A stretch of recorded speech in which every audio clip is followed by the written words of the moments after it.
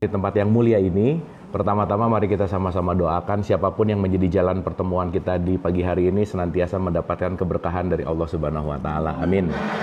Salawat serta salam juga kita lupakan, kita sampaikan kepada seluruh nabi dan rasul, wabil khusus baginda besar kita Rasulullah Muhammad sallallahu alaihi wasallam, kepada para sahabat-sahabatnya, tabi'in, pemuka-pemuka agama, wali-wali Allah, pejuang-pejuang bangsa, dan senantiasa sampai kepada kita sampai akhir zaman. Amin, amin ya Allah ya Rabbal Alamin.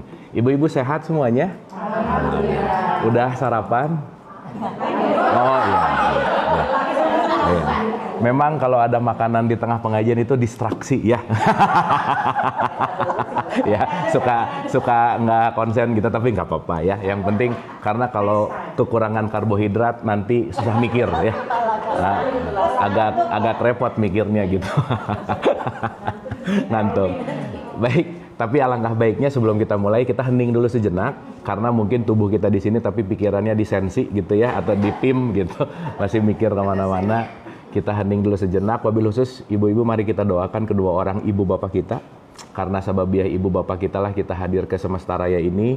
Kita doakan siapapun yang terlebih dahulu meninggalkan kita. Dan kita doakan siapapun yang sedang sakit dalam keadaan musibah. Senantiasa kasih sayang Allah memberikan kekuatan. Dan kita bermunajat pagi hari ini. Senantiasa kasih sayang Allah memudahkan kita untuk mendapatkan hikmah, pencerahan, dan kesadaran. Kita santai dan rileks sesaat. Al-Hadiniyah, Al-Fatihah. Auzubillahi minasyaitonirrajim. Bismillahirrahmanirrahim. Iyyaka na'budu wa iyyaka nasta'in ihdinas siratal mustaqim. Siratal ladzina an'amta 'alaihim ghairil maghdubi alaihim waladdallin. Amin, amin, amin ya Allah ya Rabbal Alamin. Saya izin, kan ada pepatah timur tuh tak kenal maka tak sayang gitu ya. Jadi ibu-ibu saya mau memperkenalkan diri dulu. Nama saya Abu Marlo. Saya dari lahir sampai S2 di Bandung. Dan setelah itu baru pindah ke Jakarta gitu. Dan basic pendidikan saya S1-nya Ekonomi Unpar, S2-nya MBA ITB. Dan ini sekarang 14 tahun belakangan ini saya lagi research tentang 3 hal.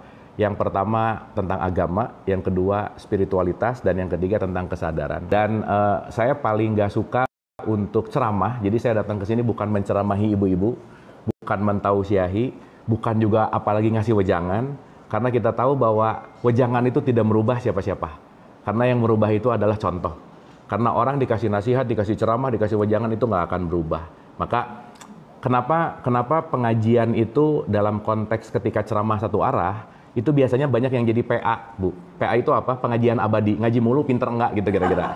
Kenapa? Karena, dan ini fakta ya, saya cerita tentang fakta. Kenapa? Karena kalau ceramah itu satu arah. Satu arah yang ngomong-ngomong, yang dengar-dengar, tapi tidak terjadi dialektika gitu. Maka dalam konteks critical thinking, ketika tidak terjadi dialektika, itu masuk ke dalam mindsetnya itu cuma 5-10%. Makanya banyak banget pengajian yang hari ini bahas apa, bulan depan lupa lagi gitu. Karena ya itu tadi, satu arah gitu. Nah maka saya pertama pengen kita sama-sama dulu mendisklaimer bahwa saya datang ke sini bukan mau menceramahi, bukan mau mengajari, tapi kita belajar bersama gitu. Setuju ya? Jadi ibu-ibu jangan ngerasa diceramahin, dikasih tahu, dilecturein, enggak. Karena saya juga murid, ibu-ibu murid, kita sama-sama murid yang lagi bertumbuh bersama gitu kira-kira. Dan karena saya lagi research juga, justru saya berterima kasih saya datang ke sini tujuan utamanya juga saya sebenarnya yang pengen banyak belajar. Maka dalam beberapa saat ke depan saya yang akan lebih banyak bertanya. Setuju?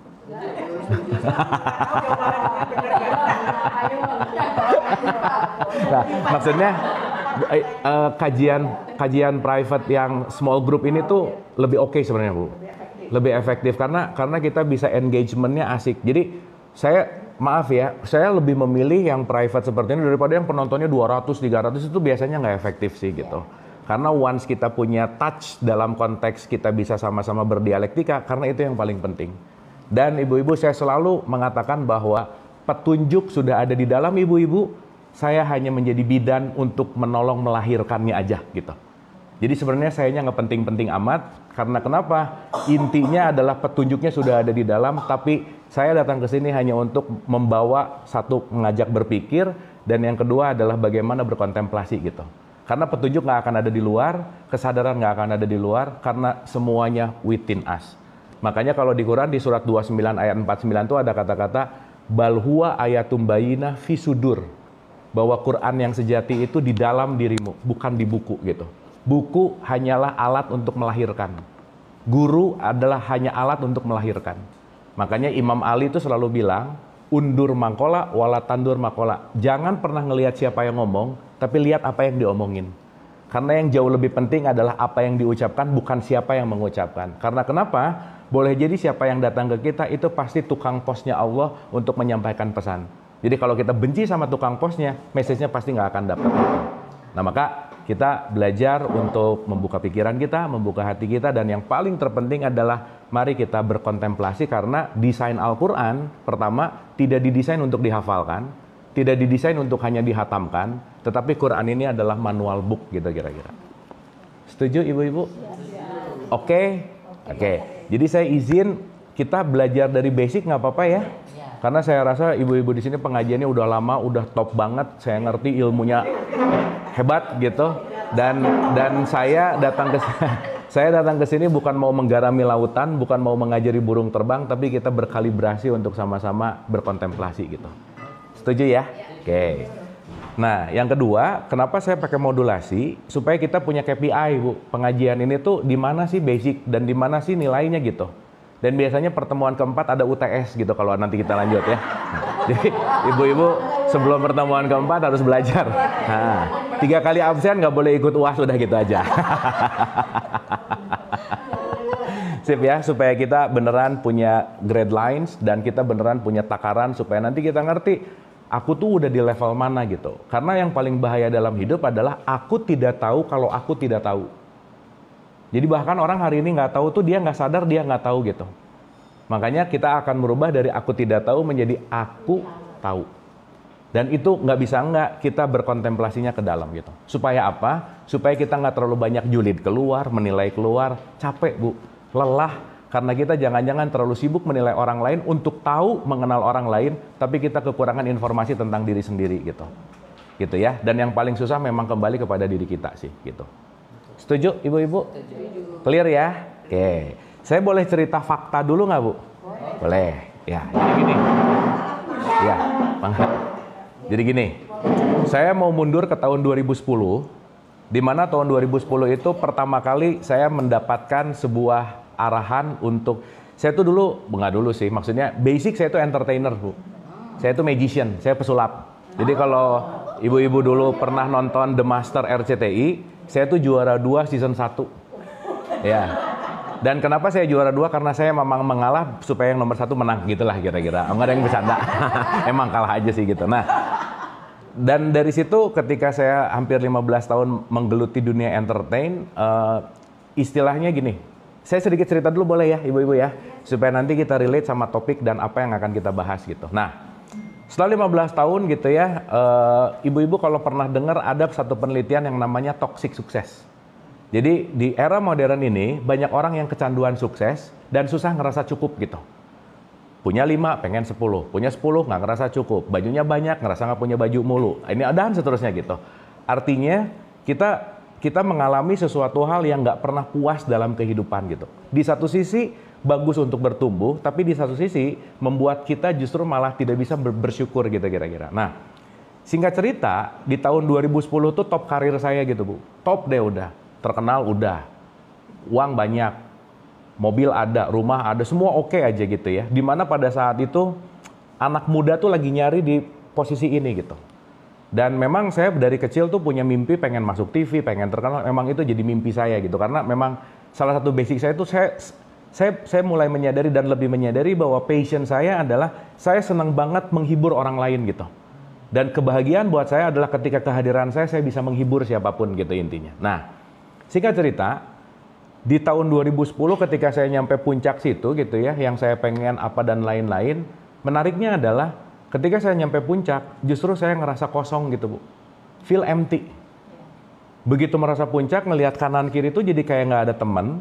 Dan beneran kayak nggak punya hidup gitu. Karena kebayang dalam 3 tahun belakangan atau 4 tahun belakangan dari tahun itu tuh kehidupan saya tuh beneran dikunci sama schedule. Saya bisa bangun pagi flight ke Surabaya untuk syuting, makan siangnya udah di Medan, makan malamnya udah live di studio RCTI gitu. Dan itu saya lakukan terus-menerus sehingga dalam tanda petik si toxic sukses itu terjadi gitu. Nah, akhirnya dalam satu perenungan saya tuh mulai berpikir, kan nanti kita akan punya 3 poin pertanyaan besar dalam hidup, Bu. Jadi kalau saya pinjam dari bahasanya filsafat, 3 pertanyaan besar dalam hidup. Nomor 1, dari mana aku? Yang kedua, mau ngapain ke sini? Dan yang ketiga, terus habis dari sini mau kemana gitu. Maaf ya, orang yang berreligius hanya dalam konteks dogma dan doktrin, ini nggak bisa ngejawab 3 pertanyaan ini. Kenapa? Karena dia hanya melakukan sesuatu yang bahkan dia nggak ngerti isinya apa, dia nggak tahu isinya apa, dan dia nggak jelas tujuannya mau kemana gitu. Bahkan saya sering mengatakan, maaf ya, banyak orang yang hari ini sholat tapi nggak kenal sama Allah. Banyak orang yang hari ini umroh sama haji tapi nggak kenal sama Allah. Dia hanya melakukan rutinitas kewajiban dan menggugurkan kewajiban tanpa sebuah kesadaran dan pemahaman gitu. Nah, di tahun 2010 tuh saya kalut gitu, Bu. Beneran kalut dan beneran, ini apa sih gitu. Life, what is all about life gitu. Hidup tuh mau ngapain sih gitulah kira-kira. Nah, habis itu dapat jawaban dan akhirnya salah satu jawabannya adalah saya belajar Islam, saya belajar tasawuf, saya mendatangi, jadi guru saya sampai hari ini sekitar ada 48 orang gitu. Saya datangin 30 pesantren lebih, dan akhirnya karena ada sesuatu hal yang kayaknya kamu harus bikin buku dan kayaknya kamu harus meneliti deh. Dan saya merasa bahwa, orang-orang seperti saya pada saat itu juga banyak gitu. Nah akhirnya melakukan perjalanan, jadi saya muter tuh dari Sumatera, ujung Sumatera sampai ujung Sulawesi untuk meriset lah gitu kira-kira. Nah, akhirnya di situ saya banyak dapat pelajaran. Jadi saya mempelajari Islam, saya ke Vatikan belajar Katolik, saya belajar tentang konsep Hindu, saya belajar tentang Buddhism, saya belajar tentang Vedanta, Tao Te Ching, Confucius. Jadi all around gitu kira-kira. Nah, dari semua pembelajaran ini akhirnya saya memiliki obligasi gitu ya. Kayaknya masyarakat kita perlu memahami ini deh gitu. Dan akhirnya saya bikin program yang namanya Dialog Positif gitu di tahun 2013. Nah, alhamdulillah COVID di online kan, dan COVID alhamdulillah program saya Dialog Positif dapat rekor muri, Bu. Jadi ini satu pendidikan berkesinambungan yang isinya tentang kesadaran lah gitu kira-kira. Nah, jadi mungkin itu backgroundnya, dan saya lebih pengen diskusi tidak hanya based on religion basic gitu. Karena beragama belum tentu memiliki spiritualitas yang bagus. Maaf ya ibu-ibu ya, orang religius belum tentu moralnya bagus gitu. Sehingga kalau kita berlindung di balik agama dan religius tapi tanpa sebuah kesadaran dan nilai spiritual, maka kalau kata bahasanya Quran di Al-Baqarah 208 itu ada kata-kata, masuklah kamu kepada Islam yang kafah gitu. Kafah di situ artinya jangan sepotong-potong ngomongin syariat mulu gitu. Jangan sepotong-potong ngomongin ritualnya aja. Tetapi penting banget untuk kita menyelami dari apa ritual yang kita lakukan, goals targetnya mau apa sih gitu kira-kira. Nah, jadi hampir 10 tahun saya punya pengalaman untuk melakukan ini, dan comes up dengan beberapa fakta gitu. Nah, kita pemanasan dulu ya ibu-ibu ya. Jadi ini belum mulai ya, ini warming up dulu. Kenapa? Ya kalau sampai sore saya nggak syuting nanti siang. Oke, jadi ibu dan bapak, biasanya ada bapak-bapak, ibu-ibu, saya nggak pengen terlalu cepat menyelesaikan modul, tetapi saya harapan ya, step by step tapi kena gitu. Karena outputnya bukan pulang dari sini ibu-ibu bukan dapat pengetahuan aja. Tapi pulang dari sini goals kita adalah bagaimana pengetahuan diaplikasikan dalam pengalaman gitu. Karena kalau banyak ayat tahu, banyak pengetahuan tahu tapi perilaku nggak berubah juga nggak gitu. Karena makanya saya sering sebut ya ibu-ibu, konteks ini bukan pengajian, ini latihan ngaji. Karena pengajiannya begitu keluar dari rumah ini, kita menghadapi dunia nyata, ketemu pasangan, ketemu anak, ketemu cucu, ketemu teman, ketemu tetangga, that's it, itu pengajian yang sesungguhnya. Karena prakteknya ada di situ gitu. Jadi nanti kalau di latihan pengajian banyak salah nggak apa-apa daripada di luar yang banyak salah gitu kira-kira. Makanya kita penting untuk berdialektika supaya kita beneran bisa belajar dari basic gitu. Setuju ibu-ibu? Oke.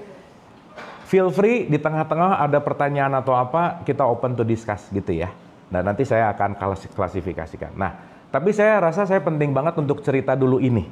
Karena ini sesuatu hal yang saya rasa penting secara masyarakat luas juga untuk tahu gitu Bu. Oke. Di tahun 2010, saya mengawali perjalanan ini dengan melakukan research. Jadi saya punya 2 profesor di Washington University. Yang satu namanya Husain Askari, yang kedua namanya Profesor Rehman. 2 profesor ini meneliti tentang negara paling islami sedunia. Negara paling apa? Oke, sekarang kalau boleh saya tanya Bu, karena yang ditelitinya 208 negara, menurut ibu-ibu, kalau ada penelitian negara paling islami sedunia, kira-kira di top of mind ibu yang paling islami di dunia ini negara mana? Indonesia, Jepang. Saudi Arabia. Finlandia, negara-negara sekarang. Oke, menarik ya. Karena yang diteliti bukan negara Islamnya, tapi negara yang islami. Beda nih. Karena beragama Islam belum tentu islami. Betul nggak, Bu? Nah, saya waktu buka papernya, itu udah pede tuh. Karena yang 208 negara, kita tahu bahwa Indonesia ini negara yang Islam, orang Islamnya banyak banget. Betul nggak? Penyumbang haji paling banyak, umroh paling banyak, surau pesantren masjid paling banyak. Dan saya agak pede begitu mau buka hasil rankingnya, top 10 lah gitu. 10 besar gitu. Ya, Indonesia nih, I love my country, gitulah ceritanya. Nah, begitu buka Bu, halaman pertama, nggak ada. Jadi per page-nya itu 50. Oke. Ya udah nggak apa-apa lah ya, nggak 50, nggak 10 besar. Ekspektasi saya pada saat itu top 5 lah. Logikanya Bu, kalau orang Islamnya banyak harusnya paling Islami nggak? Logikanya kan begitu. Ya. Page kedua nggak ada.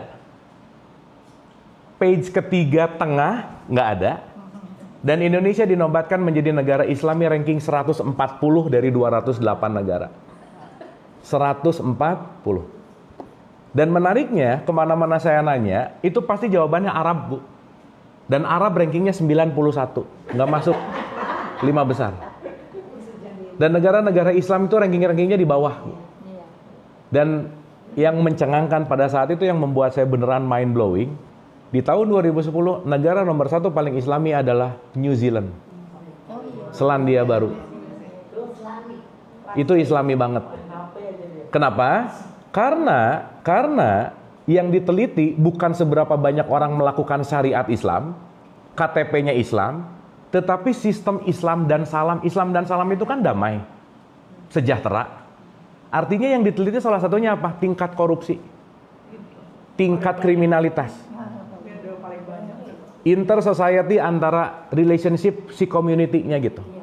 Dan ternyata New Zealand tuh nomor 1, Bu. Meskipun tahun 2022 New Zealand dikalahkan oleh Denmark.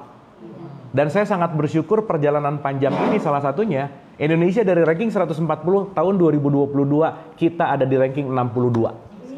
Ya, better. Much more better. Salah satunya adalah pandemi efek.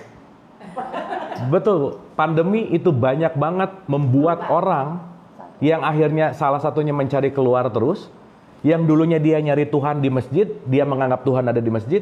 Yang akhirnya dia mencari Tuhan di Mekah, yang dia anggap di Mekah. Pandemi nggak boleh ke masjid, nggak boleh umroh, nggak boleh haji, betul nggak? Dan di situ mulai banyak orang menyadari bahwa oh iya ya, ternyata Tuhan tidak ada di luar, ternyata Allah bukan di situ, ternyata aku tahu bahwa mulai menyadari bahwa ketika ada mengatakan aku sangat dekat, aku lebih dekat, ternyata aku mencari sesuatu yang dekat. Jadi pandemi itu membawa orang yang lupa terhadap dirinya bahwa yang mengenal dirinya itu paling penting. Ketika dia sibuk keluar, menggapai, mencapai, meraih. Tapi pandemi salah satu big effect tingkat spiritualitas masyarakat di Indonesia khususnya, di dunia umumnya itu naik, Bu. Gitu. Nah jadi memang paradoks di satu sisi secara ekonomi ancur-ancuran, tapi di satu sisi secara esensial spiritual justru growth-nya bagus banget gitu intinya. Nah itu satu. Artinya saya tuh punya question mark, pertanyaan besar di pikiran saya pada saat ngebuka hasil riset. Kenapa ya Indonesia orang Islamnya banyak tapi nggak Islami? Kan aneh gitu, Bu. Dan yang menariknya nggak ada yang neliti itu pada saat itu gitu. Nah ya udah, saya melakukan penelitian ulang. Saya muter. Jadi setahun dari tahun 2010 saya tuh punya sekitar 400-500 schedule untuk melakukan ini gitu. Itu satu. Yang kedua, Bu, maaf banget nih ya. Bagi kita orang Indonesia yang terlalu bangga dengan jumlah orang Islamnya yang banyak, ternyata kualitasnya nggak bagus-bagus amat gitu. Faktanya begitu. Dan di tahun 2002 kemarin, Microsoft mengeluarkan data penelitian bahwa Indonesia adalah negara yang pengguna sosial medianya itu paling tidak beradab se-Asia Pasifik. Sadis. Sadis banget. Padahal penduduk terbanyaknya orang Islam. Dan yang ketiga ini yang sangat mengkhawatirkan sih salah satunya. Udah jelas-jelas ajaran Nabi Muhammad adalah Iqra, tapi nilai literasi masyarakat Indonesia itu di bawah banget. Makanya kenapa hoax gampang banget terjadi? Gimana? Nggak dibaca, nggak ngerti, sebarin aja. Dan terlalu percaya sama omongan figur otoritas yang nggak menggunakan critical thinking gitu. Main iya aja. Akhirnya apa? Dogma dan doktrin tumbuh subur di sini. Akhirnya apa? Pokoknya katanya itu tumbuh subur di sini gitu. Dan yang keempat, Bu, ini mencengangkan sih. Maaf ya, kita ngomong fakta masalahnya. IQ rata-rata orang Indonesia itu 78,4. Dan Ibu tahu, gorila itu IQ-nya 70, kita cuma beda 8 rata-rata. Kita sama dengan gorila. Nggak terlalu sama sih, tapi bedanya 8. Nah, itulah kenapa banyak orang yang sulit menerima dengan critical thinking, banyak orang yang sulit menerima dengan pemikiran yang mendalam gitu. Dan jangan lupa, Bu, orang yang malas mikir, pasti kerjaannya menilai. Pasti aja. Jadi kalau dia malas menggunakan pikirannya, pasti judgement. Makanya gampang banget mengkafirkan, menerakakan, menyalahkan. Nggak dipikir dulu gitu. Dan sulit menerima perbedaan. Itu IQ gorila kira-kira gitulah. Gitu ya. Makanya nanti Quran itu bilang, semua esensial Quran diperuntukkan hanya untuk orang-orang yang menggunakan akal. Karena kalau nggak pakai akal, kita sulit masuk ke sini. Makanya maaf ya, banyak banget loh yang hatam Quran, hafal Quran, tapi nggak Qurani gitu. Kenapa? Karena dia nyaman dengan bunyi pengajian, menghatamkan. Makanya di kita yang dilombain kan bunyinya, bagus suaranya. Pertanyaan, Quran, maaf ya, nggak ada loh. Satu statement Quran disuruh dihafalin tuh nggak ada. Karena this is manual book. Ini adalah pedoman hidup kita gitu. Di mana pedoman itu bukan untuk dibunyiin, tapi dimasukkan dalam critical thinking untuk merubah perilaku. Pertanyaannya gimana mau merubah, orang nggak ngerti isinya. Makanya di kita, ya memang kita korban jajahan juga dan seterusnya gitu ya. Makanya kan Kartini pernah protes. Kenapa sih kita disuruh ngaji tapi nggak boleh tahu artinya? Artinya apa? Kita memang dibudayakan untuk pintar bunyi, tapi nggak ngerti isinya. Nah itu yang ternyata menjadi dasar kenapa masyarakat kita ada di ranking 140 pada saat itu. Karena kenapa? Masyarakat kita itu religius banget, tapi nggak ngerti hakikatnya gitu loh, Bu. Karena banyak nggak ngerti apa yang diucapkan. Makanya ibu-ibu maaf ya, ibu-ibu nggak usah terlalu amazed sama orang yang dikit-dikit, subhanallah, alhamdulillah. Itu semua rata-rata latah aja sih, udah gitu aja. Latah, tapi supaya kelihatan religius gitu. Jadi subhanallah. Masa ada, maaf ya, burung beo, pup keluar tuh pupnya, astagfirullah, apa urusannya coba? Pup keluar sama minta ampun, nggak ada urusan sebenarnya. Betul nggak? Kaget tapi religius gitu. Nah udah gitu aja. Dan yang kayak gitu ya maaf ya dianggap bagus. Ya nggak apa-apa juga sih. Tapi poinnya adalah kita akan memahami esensi. Nah ibu-ibu, saya merasa punya obligasi dengan fakta-fakta seperti ini. Kayaknya kalau kita yang tidak memulai, mau siapa yang memulai untuk melakukan perbaikan gitu. Dan kunci utamanya adalah di bidang pendidikan. Dan kalau pendidikan kita nggak pernah berubah, kita nggak akan pernah juga berubah dalam konteks yang lebih luas gitu intinya. Nah maka begitu saya masuk ke pendidikan formal, susah banget birokrasinya, saya bikin pendidikan non formal dengan channel YouTube, TikTok, apa dan lain-lain. Intinya adalah bagaimana kita sama-sama untuk meningkatkan kecerdasan. Karena 2045 digadang-gadang akan menjadi Indonesia emas, betul?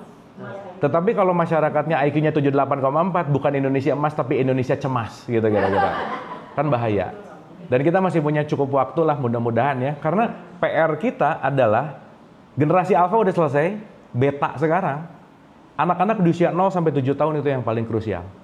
Karena 0 sampai 7 tahun adalah masa-masa teta, masa-masa mereka installment. Kalau diwariskan Islam yang nggak rasional, Islam yang hanya dogma doktrin, mereka akan mewarisi apa yang kita dapatkan dari orang tua kita gitu kira-kira. Jadi ibu-ibu, yuk jadilah pemutus mata rantai warisan dogma doktrin supaya nanti anak cucu kita nggak separah nenek moyang sekarang yang sekarang gitu. Meskipun nenek moyang kita yang zaman-zaman dulu kan top banget sebenarnya gitu. Nah makanya di dalam konteks ini mungkin visi misi yang beneran passion saya adalah mengembangkan pendidikan supaya at least kita bisa beragama dengan kesadaran, bukan hanya menggugurkan kewajiban, tapi tahu tujuannya mau apa gitu lah kira-kira. Silakan Ibu. Quran itu kan luas sekali, maksudnya Betul. pengertiannya luas sekali. Betul. Setiap Tafsir. Tafsir sendiri. Betul. Nah itu gimana kalau dan biasanya jauh beda gitu ya tafsir A sama si B gitu. Iya. Nah itu gimana kita menyiasati? Oke. Nah, ya. Boleh kita buka surat 61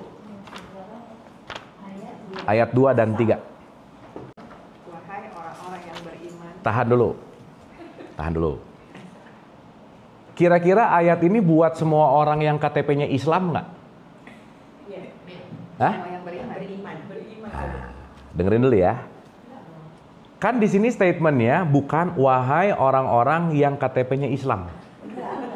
Beriman. Betul nggak? Oke. Komain dulu ya, komain dulu. Nah ini kan kalau cuman dongeng diceritain baca iya amin amin udah aja nggak ngerti gitu loh Bu. Tapi kita nggak tahu ini maksudnya mau kemana gitu.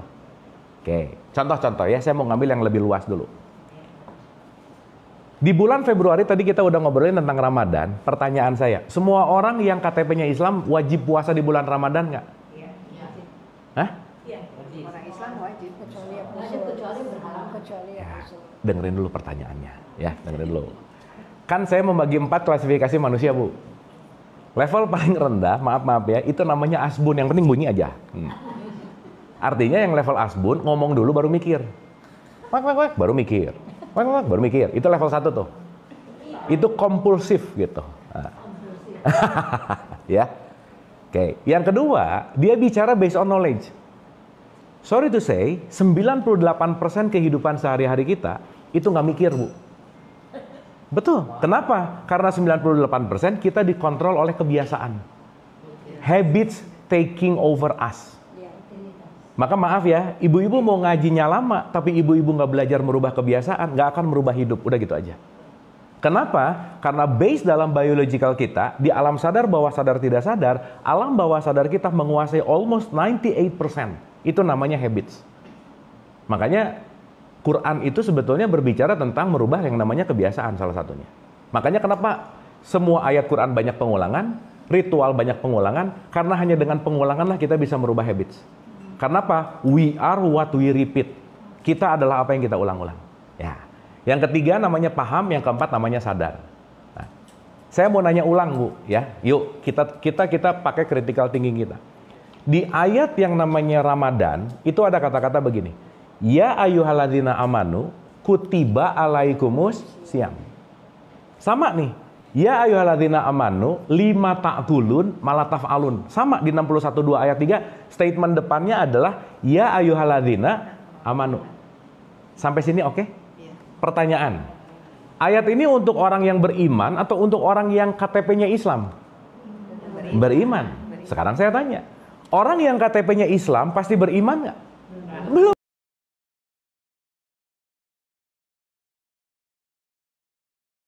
Artinya dia belum memiliki keimanan. Fundamental basic keimanan yang nomor satu itu pengetahuan. Nomor 2 adalah kesadaran.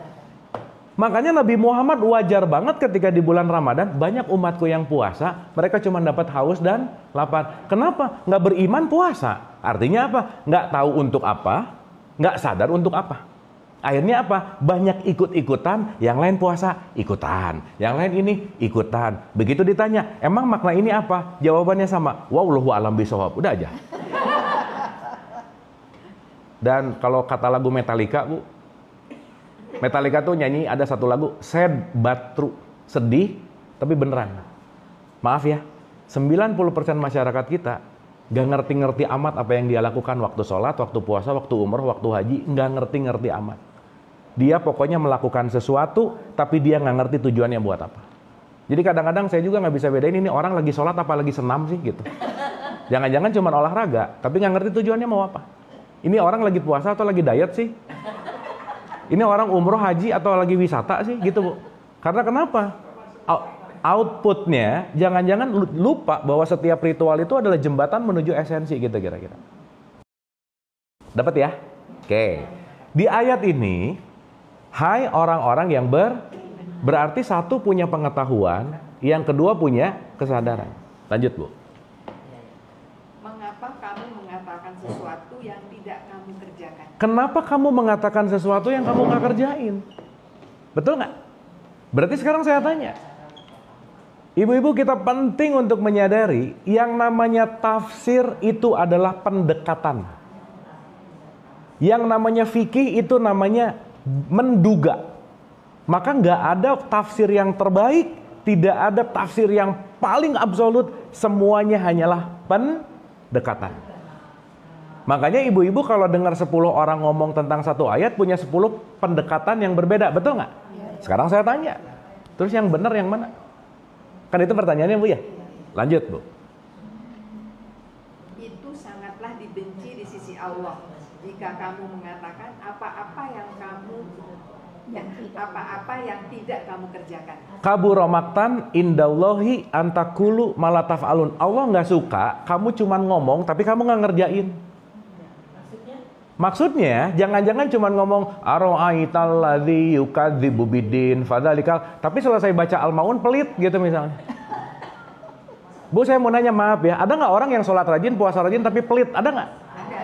Ada. Jangan banyak, nggak enak, ada aja, ada. Betul nggak? Contoh, Allahu Akbar, inna sholati wa nusuki wa mayaya wa mamati lillahi rabbil alamin. Coba, itu kita ngomong nggak? Ya Allah ya Rabbana, inna sholati sholatku wa nusuki, ibadahku, hidupku matiku, terserah engkau deh ya Allah. Gitu nggak? Lagi iftitah ngomong terserah engkau, selesai sholat komplain mulu, ya Allah, komplain mulu gitu. Connect nggak antara omongan sama perilaku? Enggak. Allahu Akbar, Bismillahirrahmanirrahim. Coba, atas namamu ya Allah yang maha kasih, maha sayang. Lagi sholat ngomong atas nama Allah maha kasih sayang, selesai sholat nyuruh anaknya marah-marah. Connect nggak? Enggak. Alhamdulillahirabbil alamin. Ya Allah, pokoknya segala puji milik engkau deh. Selesai sholat, berbuat baik, orangnya nggak terima kasih, marah. Makasih aja nggak, pengen dipuji, gimana? Connect nggak? Nggak connect. Makanya kenapa nanti Quran selalu mengatakan, janganlah kamu sholat dalam keadaan mabuk. Karena mabuk lawan dari sadar, jangan-jangan kamu baca Al-Fatihah, baca iftitah, baca bacaan pendek, satu pun nggak ada yang kamu ngerti, sehingga selesai sholat, ucapan sama perilaku nggak ada yang sinkron. Kabura maqtan indallahi antakulu malatafalun. Amat besar kebencian di sisi Allah ketika kamu mengatakan sesuatu yang tidak kamu kerjakan. Sampai sini oke nggak Bu? Nah sekarang saya tanya, berarti tafsir yang paling terbaik yang mana? Terserah sama kita sendiri. Gimana Bu? Terserah sama kita sendiri aja. Tafsir yang terbaik adalah ketika kita mendapatkan banyak persepsi, kita lakukan langsung dan kita alami langsung. Itu yang paling terbaik. Yang menjadi pengalaman lah, itu yang terbaik buat kita, gitu kira-kira. Jadi pengalaman itu kan macam-macam. Ya, tapi kan dialami gitu Bu. Ketika aku mengalami sesuatu, that's it. Ini yang paling terbaik gitu. Jadi nanti ada A, ada B, ada C, yuk kita terima. Tapi yang terpenting adalah apa yang kita terima, kita amalkan, kita lakukan, dan kita alami. That's it. Karena nanti segala sesuatu bentuk petunjuk yang sejati, itu adanya di sini. Pasti adanya di sini. Makanya ketika ada A, ada B, ada C, oke kita terima aja. Karena semuanya pasti pendekatan. Tapi kata kuncinya adalah jangan sampai kita ribut dari pendekatannya, saking ribut pendekatan A, B-nya nggak pernah beres, akhirnya kita jadi nggak ngerjain apa-apa gitu loh Bu. Iya, aduh yang benar tafsir A, tafsir B ya. Aduh yang benar C atau D ya. Dua-duanya nyuruh kita sedekah. Saking sibuk kita ngomongin perbedaan tafsir, akhirnya kita jadi tidak sedekah. Dapat nggak sampai sini? Nah, saya komain. Saya mau nanya dulu nih sama ibu-ibu. Quran ini kebenaran bukan? Iya. Bukan kebenaran. Quran ini kebenaran bukan? Panduan. Panduan kebenaran. Manual book, betul? Nah, sekarang saya tanya. Ibu-ibu mau tahu ini benar atau enggak, gimana caranya? Dengan membaca dan membahas, mempelajari. Berarti desain Quran ini bukan dibaca dipercaya. Tapi saya baca, saya pelajari, saya paham, saya amalkan, dan saya membuktikan bahwa yang ada di sini itu benar semuanya. Betul nggak? Nah sekarang baru dengar, udah langsung percaya, nggak tahu isinya apa. Contoh, ada nggak yang gini? Baca Quran, Alif Lam Mim Dzalika kalau kita terus ini, Shadaqallahul Azim. Shadaqallahul azim artinya apa sih, Bu? Maha benar Allah atas segala. Sekarang saya mau nanya, ibu-ibu mau tahu benar atau enggak firmannya ini dari mana? Kalau tidak mengalami. Berarti Shadaqallahul azim itu selesai baca buku Quran atau selesai ketika baca Quran, saya ngalamin, saya langsung mendapatkan direct experience dan saya tidak ragu-ragu karena kenapa? Saya udah ngalamin kok gitu. Contoh, ini saya belum makan ini ya, Bu. Saya belum makan nih. Terus saya bilang, ibu-ibu ini kue enak banget.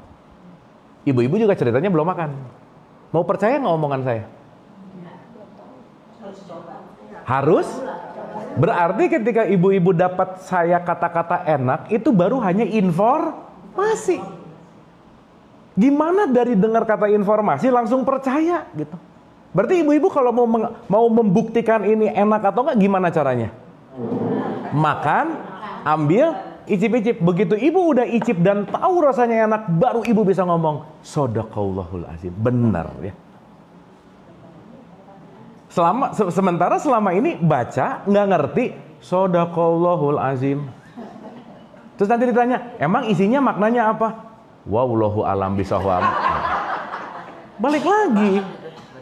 Betul nggak, Bu? Makanya kita terdidik, terdesain cuman untuk bunyi hatam, bunyi hatam, bunyi hatam. Padahal perintah Quran sendiri, Quran didesain tidak hanya untuk dibunyikan dan dihatamkan. Pun nggak salah sih ketika baca buku Shadaqallahul azim. Oke. Tetapi tujuan maksudnya bukan abis baca ini terus kamu ngomong Shadaqallahul azim, bukan itu poinnya. Tapi jadikan ini sebagai pelajaran, di mana pelajaran ini akan menjadi pengalaman. Disitulah baru kita bicara zalikal kitabu la raiba fi hudalil muttaqin. Orang takwa itu adalah orang yang mengalami. Orang takwa itu adalah orang yang menjalankan. Bu, maaf ya, maaf banget nih. Sekarang ada nggak orang yang hatamnya sering, tapi abis hatam ngegosip mulu kerjaannya? Ada yang begitu nggak? Nah, ya jangan banyak sih, ada aja. Berarti dia tidak walk the talk, betul nggak? Dia cuma ngomong, tapi nggak jadi perilaku gitu. Sip ya? Tapi kan Pak Ustadz itu manusiawi juga. Ya kan manusiawi kan alasan aja sih, Bu. Iya, kan manusiawi dong. Betul. Makanya kalau kita berlindung di belakang manusiawi, kita nggak akan maju gitu. Ada kebenaran dan ada pembenaran. Manusiawi dong kalau aku nggak ngerti. Kan ini bahasa Arab. Bukan, malas aja belajar gitu. Betul nggak? Nah, contoh nih ya, contoh nyata supaya nanti nyambung. Surat 2, 274, Bu, silakan. 2 Al-Baqarah 274. Ibu, saya pakai angka boleh ya? Karena kalau saya ngomong Al-Jasiyah 20, ibu pusing nyarinya berapa. Jadi kalau pakai angka lebih cepat gitu. Surat 2, 274. Siapa yang mau baca? Boleh, siapa yang mau baca? Ini yang penting-penting kita bacain, yang agak bisa saya skip supaya cepat waktunya saya nanti bacain. Ibu catat gitu ya. Nanti di rumah jadi PR. Mangga. 274. Orang-orang yang menginfakkan hartanya malam dan siang hari secara sembunyi-sembunyi maupun terang-terangan, mereka mendapat pahala di sisi Tuhannya. Tidak ada rasa takut pada mereka dan mereka tidak bersedih hati. Oke, saya mau nanya, ibu-ibu barusan mendengarkan kebenaran atau mendengarkan informasi? Informasi. Udah jadi kebenaran belum? Kenapa? Sementara selesai baca Shadaqallahul azim, ngerasa solehah, aku udah baca ayat. Betul nggak? Padahal barusan adalah informasi. Quran ngasih informasi. Informasinya gini loh ya. Orang-orang yang menginfakkan hartanya baik siang maupun malam, mau sembunyi maupun terang-terangan, mereka mendapat pahala di sisi Tuhannya. Tidak ada rasa takut pada mereka dan mereka tidak bersedih hati. Sekarang saya tanya, yang bisa membuktikan ayat ini orang yang bunyi atau orang yang bunyi plus ngerjain? Bunyi dan kerjain. Oh, informasinya kalau saya sedekah, saya happy gitu. Kan kira-kira gitu? Saya mau buktiin lah. Ibu pulang dari sini, ibu sedekah. Begitu ibu sedekah ngasih fakir miskin, aduh bahagia. Pernah ngerasa gitu nggak, Bu?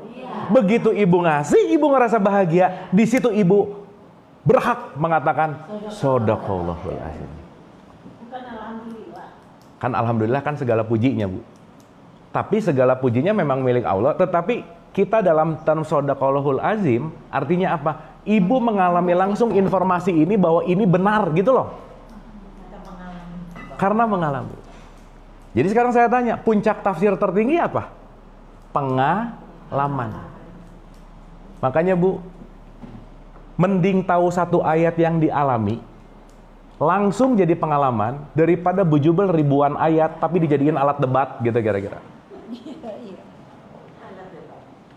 Pak, Iya. tapi kalau seandainya kita sedekah gitu, tapi mengalami hal-hal yang kurang baik itu, mesti gimana dong kita? 74 ayat 6, silakan.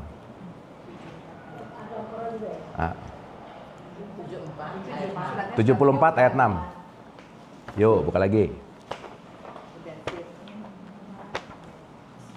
Ayatnya berapa Mas? 74 ayat 6. Engkau Muhammad memberi dengan maksud memperoleh balasan yang lebih baik. Apa katanya Bu? Jangan engkau Janganlah memberi. Muhammad memberi dengan maksud memperoleh balasan yang lebih baik. Iya, jangan-jangan sedekahnya nggak ikhlas, pengen lebih banyak aja sih gitu. Ikhlas nggak? Jangan-jangan waktu ngasih mudah-mudahan. Ngundang anak yatim sih, oh bagus gitu ya. Begitu ngasih amplop, tapi begitu ngasih amplop doain ya, gitu. Nggak boleh. Nggak boleh. Lah coba ulangi ayatnya. Nggak boleh ditambahin. Bu, coba buka lagi ayat. Janganlah Janganlah atau haruslah? dan janganlah. Nah, jadi kalau jangan boleh nggak? Ah. Dan janganlah engkau Muhammad memberi dengan maksud memperoleh balasan yang lebih baik. Ayo, gimana? Janganlah. Kalau janganlah boleh nggak?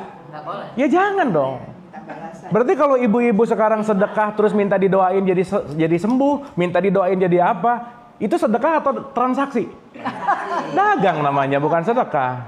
Jadi kalau kita benar-benar kalau ngasih sesuatu lillahi ta'ala, apapun ya. 76 ayat 9, belok lagi. Ayo.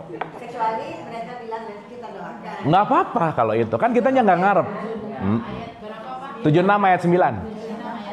Sambil berkata, Ah. sesungguhnya kami memberi makanan kepadamu hanyalah karena mengharapkan keridhaan Allah. Hanyalah karena mengharapkan apa? Keridhaan Hanya mengharapkan keridhaan Allah atau doa anak yatim? Allah. Hanyalah menghadapkan keridhaan Allah atau dapat 10 kali lipat pembalasannya? Keridhaan Allah. Lanjut. Kami tidak mengharap balasan dan terima kasih. Bahkan terima kasih aja nggak usah harus kamu pikirin. Lah, ayatnya begitu. Betul nggak? Ibu-ibu maaf ya. Nih, habis salat, Allahu Akbar, Alhamdulillahirobbil alamin. Segala puji hanya milik. Dah, waktu salat. Nolong orang. Begitu ditolong, orangnya langsung pergi. Kesel. Makasih aja nggak? Suka gitu nggak? Nah, Quran ngomong, kamu ucapan terima kasih aja nggak usah ditunggu gitu. Ya, itu kan pantas gitu loh Pak, mestinya. Iya pantas, tapi kan nggak usah ngarep gitu. Itu masih Urusan dia mau terima kasih atau enggak bukan bisnis kita, bukan urusan kita. Karena tujuan kita bukan untuk gimana-gimana. Yang di situ dikatakan hanyalah untuk mencari ridho Allah. Nah Bu, maaf ya, barusan ayat-ayat yang kita baca waktu ibu-ibu hataman kebaca nggak ayatnya? Wow, masa? Alhamdulillah udah hatam tapi surah 74 ayat 6 kelewat satu ayat, masa begitu? Kebaca, tapi tahu isinya nggak? Enggak. Kenapa? Bunyi mulu masalahnya. Betul nggak? Sehingga kita nggak dapat informasi secara kafah. Karena kenapa? Kita cuman bunyi, habis gitu kita banyak percaya sama omongan figur otoritas lagi. Pokoknya katanya, kan ini udah ada nih manual booknya. Betul nggak Bu? Saya tuh selalu mengatakan gini Bu, kalau Allah sebagai distributor utama petunjuk dan Allah itu dekat sama kita, berarti kita ke distributor utama dekat nggak Bu? Iya. Kalau ibu bisa ngambil barang ke distributor utama, ngapain ke subagen coba? Lo malah percaya sama subagen. Apalagi ini subagen yang nggak jelas nih gitu. Shopee. Nah, gitu ya. Nah, jadi maksud saya adalah betapa kita kekurangan informasi tentang buku kita sendiri gitu loh Bu. Karena kita terlalu nyaman didongengin. Udah saya pokoknya mau dengerin dia aja deh gitu. Lah dia juga kan tafsir. Betul nggak? Sip ya? Nah, jadi kata kuncinya Hal yang terpenting adalah ada 5, Bu. 5 nih ya. Satu dulu, sebelum masuk ke yang 5, yuk kita renungkan dulu ayat yang satu ini. 45 ayat 20. Al-Jasiyah ayat 20.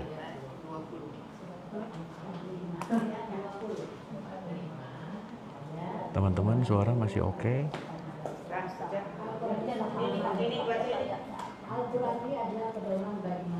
Oke, tahan dulu. Hadza baso irulin nas. Sekarang saya tanya. Buku yang saya pegang ini untuk orang Islam atau untuk manusia? Manusia. Sekarang saya mau nanya dulu. Ibu-ibu, kita ini orang apa manusia? Manusia. Dua-duanya. Ya orang. Karena kita orang jadi manusia. Sama. Nah, mulai ini ya. Nah, mulai ini. Ibu-ibu pengajian udah berapa lama ya?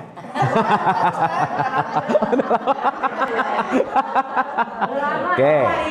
Oke. Yang disuruh puasa itu orang apa manusia? Manusia. Wahai orang-orang. Orang-orang. Wahai orang-orang. Loh kan, wahai orang-orang yang beriman. Nggak ada loh kalimatnya. Wahai manusia yang beriman. Bedanya. Betul? Oke. Ulang ya, supaya kita ngerti banget. Kalau statement di Quran ngomongin orang, berarti dia lagi berbicara tentang identitas. Tapi ketika bicara tentang manusia, itu berarti lagi bicara tentang esensi. Contoh. Kalau kita bicara dalam konteks yang namanya manusia, manusia itu lebih kepada sifat kemanusiaannya. Tetapi orang itu adalah identitasnya. Contoh, ibu-ibu kalau ketemu teman baru di pengajian atau di arisan, belum pernah ketemu, dia akan nanya yang mana nih? Nomor 1, ibu orang mana? Atau ibu manusia mana? Yang mana? Orang. Berarti dia lagi nanya apa? Identitas. Sekarang saya tanya, di ruangan ini yang beda itu identitas atau kemanusiaannya? Identitas. Kita ini semua sama-sama bukan manusia. Ulang dulu. Pelan-pelan ya, pelan-pelan. Ini Bu, ini simple tapi esensial banget loh. Tapi membingungkan ya. Oh ya. Oke. Kenapa coba? Maaf ya, kita belok dulu dikit ya. Ibu buka 93 ayat 7.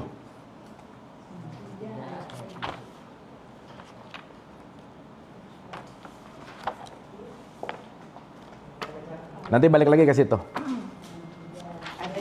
mendapatimu sebagai seorang yang bingung. Dan dia mendapatimu seorang yang apa? Bingung. Lanjut. Lalu dia memberikan apa? Petunjuk. Jadi kalau orang mau dapat petunjuk harus apa dulu? Nah, gitu. Berarti kalau ibu-ibu di sini mulai bingung, berarti bentar lagi dapat apa? Makanya ibu-ibu ngerti nggak kenapa saya banyak nanya? Supaya ibu-ibu bukan mikir. Bukan bingungnya, buat mikir. Udah bingung, jangan bingung. Sip ya. Karena kalau orang bingung, berarti lagi dipakai. Nah sekarang banyak orang pengajian bahkan bingung aja enggak. Betul nggak? Gimana mau bingung orang? Alif lam mim zalikal kitabul la raiba fihi shadaqallahu lazim. Bingung nggak lu? Enggak. Gitu. Benar nggak? Gimana mau bingung orang dia nggak ngerti isinya? Oke? Jadi kalau tadi ibu bilang bingung, alhamdulillah, ibu bentar lagi dapat petunjuk berarti. Tapi kalau bingungnya kelamaan namanya vertigo.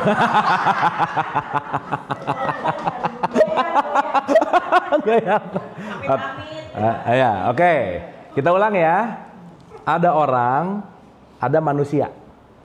Orang adalah identitas, manusia adalah sifat esensinya. Ibu maaf ya, jangan sampai keorangan kita meniadakan kemanusiaan. Karena kita semua adalah manusia. Maaf nih. Ibu kalau beli minum, mau itu Aqua, mau itu Amidis, mau itu Le Minerale, mau itu Equil yang agak mahalan dikit, empat-empatnya itu yang beda cuman mereknya. Karena semua isinya adalah mineral water. Sekarang saya mau nanya. Terus ibu-ibu kalau haus nyari merek atau nyari air? Berarti merek itu orang apa manusia? Manusia. Orang kan merek. Identitas. Nah, berarti air itu apa? Manusia. Loh, ibu kalau haus nyari merek apa nyari air? Berarti yang esensi dari semua merek ini mereknya atau airnya?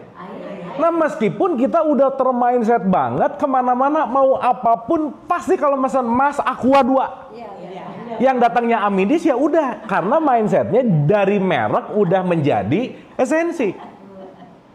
Nah sekarang saya tanya, maaf ya, agama Islam itu merek bukan? Merek. Islam itu isinya. Maka orang yang agamanya Islam belum tentu Islami. Nah kita bangga sama merek tapi airnya nggak jernih gitu. Jadi kalau ibu-ibu punya identitas Islam udah aman belum? Belum, orang mati nggak bawa identitas. Ibu kalau mati ditanya sama malaikat, ibu agamanya apa? Mau ngomong apa? Islam. Apa buktinya? Aduh, KTP ketinggalan, repot. Nggak ada bukti. Betul nggak? Berarti Islam terletak pada manusia atau terletak pada mereknya? Manusia. Oleh karena itu ketika Quran mengatakan inna dina indallahil Islam, itu lagi nggak ngomongin mereknya. Tapi kamu penting untuk jadi manusia. Dan Quran ini pedoman bagi manusia. Jadi Bu maaf ya, kalau orang rajin baca Quran tapi kemanusiaannya nggak hidup, Dia masih orang. there is something wrong. Kalau baca Quran jadi membenci orang lain, merendahkan orang lain, menurunkan kerendahan si kelompok orang lain, there is something wrong. Kenapa? Justru dengan saya membaca Quran, kemanusiaanku jadi hidup. Makanya hadza baso irulinas. Quran pedoman bagi manusia. Sampai sini oke, Bu? Ih jadi diam-diam gini, oke Ibu?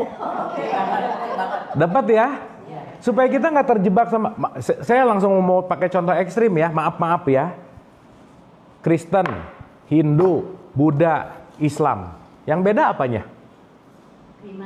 Cara beribadah apa? Identitas. Tapi semuanya manusia nggak? Jadi kalau saya ngebenci mereka gara-gara identitas, berarti saya belum Qurani. Udah gitu aja. Karena saya tidak melihat kemanusiaannya, tapi saya justru malah menilai dengan keorangannya. Makanya Quran didesain untuk manusia. Untuk binatang?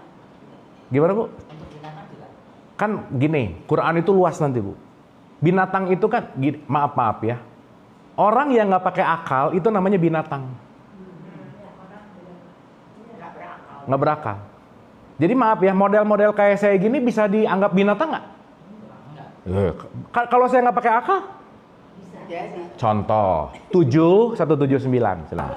Dan sungguh akan kami isi neraka jahanam banyak dari kalangan jin dan manusia. Jadi mayoritas jahanam aja ya. Nah, udah gitu. Lanjut. Mereka memiliki hati, Mereka punya hati, tetapi tidak dipergunakannya untuk memahami ayat-ayat Allah. tapi nggak dipakai nih hatinya. Ketutup terus.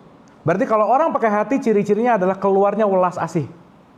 Berarti kalau orang lagi benci, hatinya lagi ketutup nggak? Ketutup bahasa Arabnya kafir. Maka ibu-ibu di rumah pasti ada bed kafir, ada nggak? Penutup kasur. Bed cover kan? Maka ditranslasi jadi bahasa Inggris jadi cover gitu. Berarti kalau hatiku tertutup oleh kebencian, aku lagi jadi orang apa? Nah, nggak usah ngafirin orang. Karena kafir tidak terletak pada tapi pada kemanusiaan. Jadi kalau orang tidak melakukan kemanusiaan, dia yang sesungguhnya orang kafir. Salah satunya apa? Hatinya enggak dipakai, welas asihnya enggak diaplikasikan. Lanjut Bu. Dan mereka memiliki mata, tetapi tidak digunakannya untuk melihat tanda-tanda kekuasaan Allah. Ya ngelihat yang miskin cuek aja, ngelihat yang susah cuek aja. Berarti kan matanya nggak dipakai dong. Iya kadang. Lanjut. Tapi tidak di. Dan mereka mempunyai telinga, tetapi tidak dipergunakannya untuk mendengarkan ayat-ayat Allah. Dengar orang yang kesusahan nggak mau nolong, dengar orang yang butuh nggak mau nolong. Lanjut. Mereka seperti hewan ternak. Mereka seperti apa? Hewan ternak. Jadi Allah membuat kata-kata hewan ternak itu bukan masalah bentuknya. Iya. Tapi kalau kamu udah nggak pakai hati, berarti kamu nggak beda jauh sama hewan. Lanjut, Bu. Bahkan lebih sesat lagi. Makanya kita ini disebut hayawan natikun. Hewan yang memiliki akal sehat. Berarti kalau akal sehatnya nggak dipakai lagi jadi apa? Nah udah gitu aja. Dan dalam bahasa Arab hewan itu disebut basyar, disebut juga orang. Berarti maaf ya, si Abu tampilannya gini tiap hari ngekafirin orang, ngerakain orang, ngebenci orang. Saya lagi jadi apa berarti? Hewan, kafir. Makanya buka tutup Quran dari hewan menjadi manusia. Dari Al-Baqarah menjadi An-Nas. Makanya kalau kita ngaji mulu panjang tapi nggak ngerti, nggak ada progressing jadi manusia, berarti kita nggak naik levelnya gitu. Makanya surat paling panjang di Quran surat apa, Bu? Iya, kehewanan kita tuh banyak banget. Gitu. Sehingga ketika kita naik level dari hewan menuju manusia, disitulah kita menyelesaikan surat 2 sampai 114. Maka Quran ini didesain untuk manusia. Maksud saya, kalau selesai kita ngaji kemanusiaan yang nggak ada, berarti nggak sukses pengajiannya. Berarti kita tidak menuju kepada manusia gitu. Sampai sini oke? Sampai sini oke? Tadi dibilang di sini pedoman untuk mereka yang meyakini. Betul. Jadi meyakini bahwa Quran itu pedoman. Berarti kalau orang yang yakin yang gimana, Bu? Yang mengalami. Baru aku yakin. Contoh, Ibu kalau saya sekarang dikasih tahu, Ibu kue ini enak, yakin nggak? Yakin tahap 1. Namanya ilmun yakin. Oh, katanya. Udah baru 1 nih, level paling basic. Toh gini deh, ini ceritanya belum kelihatan ya. Ibu-ibu, saya punya kue enak banget. Ibu nggak pernah ngeliat wujudnya.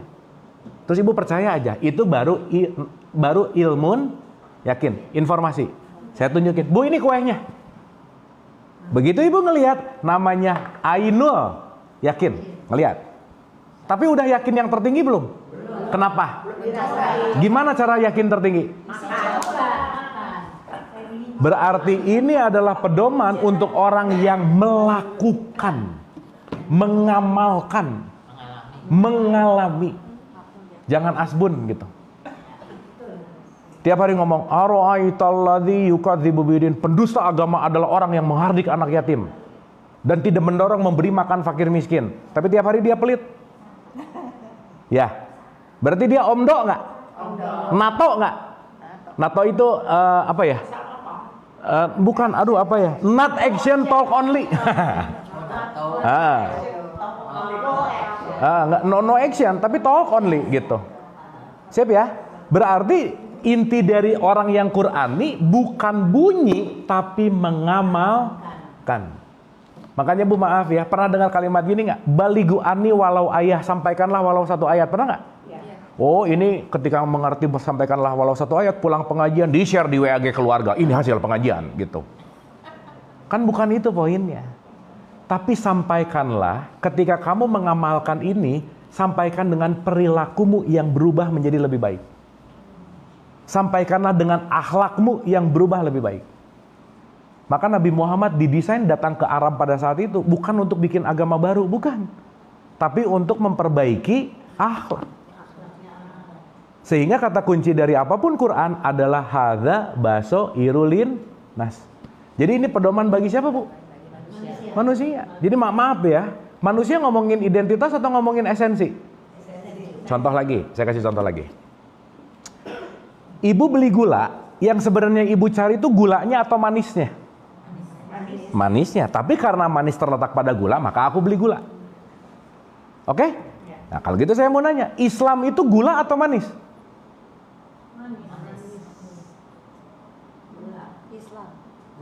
Islam itu gula atau manis? Gula. Oh tadi manis sekarang gula gimana?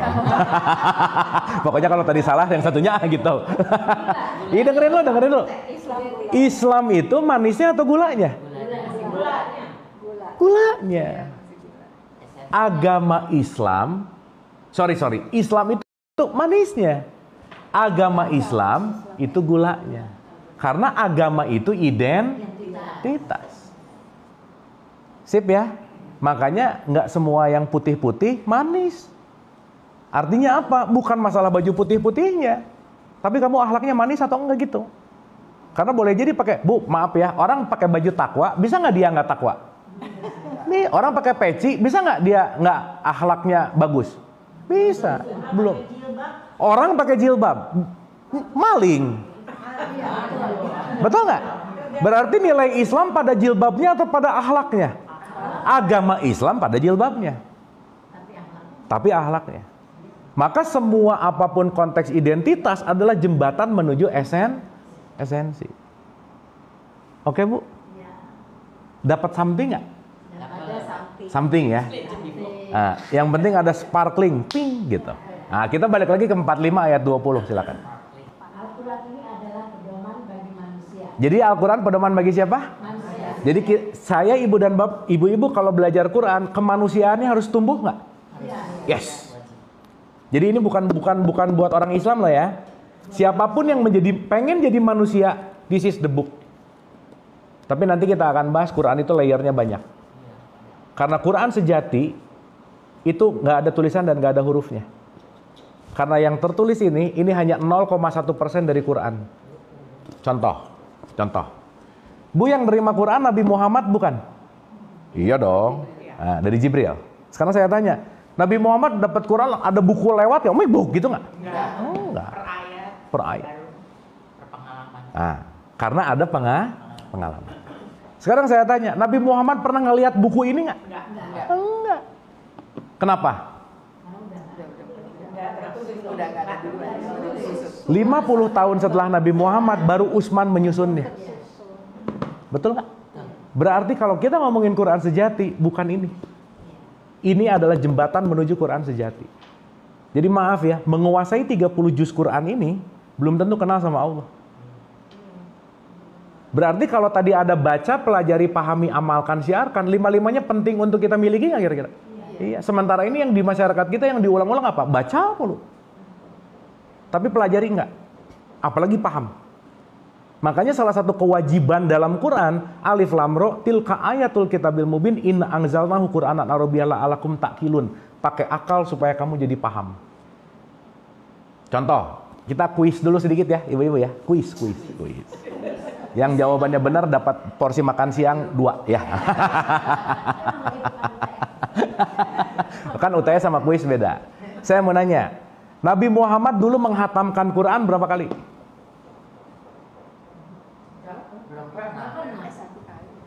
Satu kali. Dulu datangnya satu-satu nggak?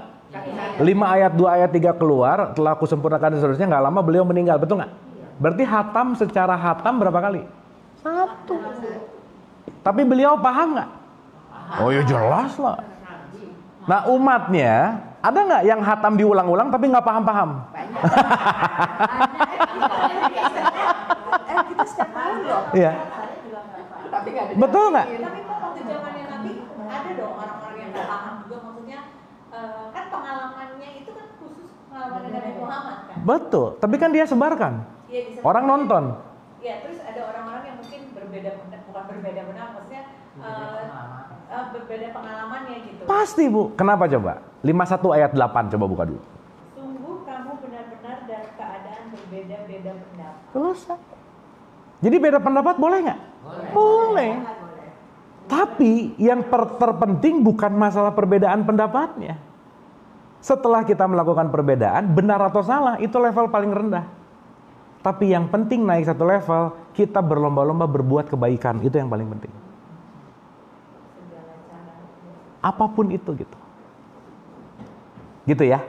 Sehingga kalau kita bicara lagi, balik lagi kepada konteks yang namanya Quran tadi, bahwa ketika kita berbicara dalam konteks apapun, balik bahwa baca, pelajari, pahami, amalkan, siarkan, ini nggak bisa lepas. Contoh Bu, contoh aja ya. Supaya kita mulai menyadari betapa kita nggak tahu apa-apa karena kita sering banget hatam tapi nggak paham gitu. Contoh. Ibu pernah dengar kata ini deh, tadarus nggak? Ibu suka tadarusan nggak? Enggak. Ya kan kalau suka mau setahun sekali juga suka. Saya nggak nanya rajin atau sering, nggak. Tapi at least seumur hidup pernah tadarus lah ya. Sekarang saya tanya, ibu waktu tadarus ngapain? Oke, yuk buka surat 3 ayat 79. Dan mungkin bagi seseorang yang telah diberi kitab oleh Allah serta hikmah dan kenabian, Ya. kemudian dia berkata kepada manusia, jadilah kamu penyembahku, bukan menyembah Allah. Tetapi dia berkata, jadilah kamu pengabdi Allah, karena kamu mengajarkan kitab dan karena kamu mempelajari. Karena kamu apa? Mempelajari. Coba ibu baca di kalimat terakhirnya ada kata-kata wabima kuntum tadrusun. Ada nggak? Jadilah kamu pengabdi Allah, karena kamu mengajarkan kitab Dan karena kamu mempelajari. dalam bahasa Arabnya mempelajari itu kalimat terakhir ayat ini adalah tadrusun. Ada tadrusun? Oke, sekarang saya tanya. Tadrusun itu satu akar kata dengan tadarus. Artinya apa?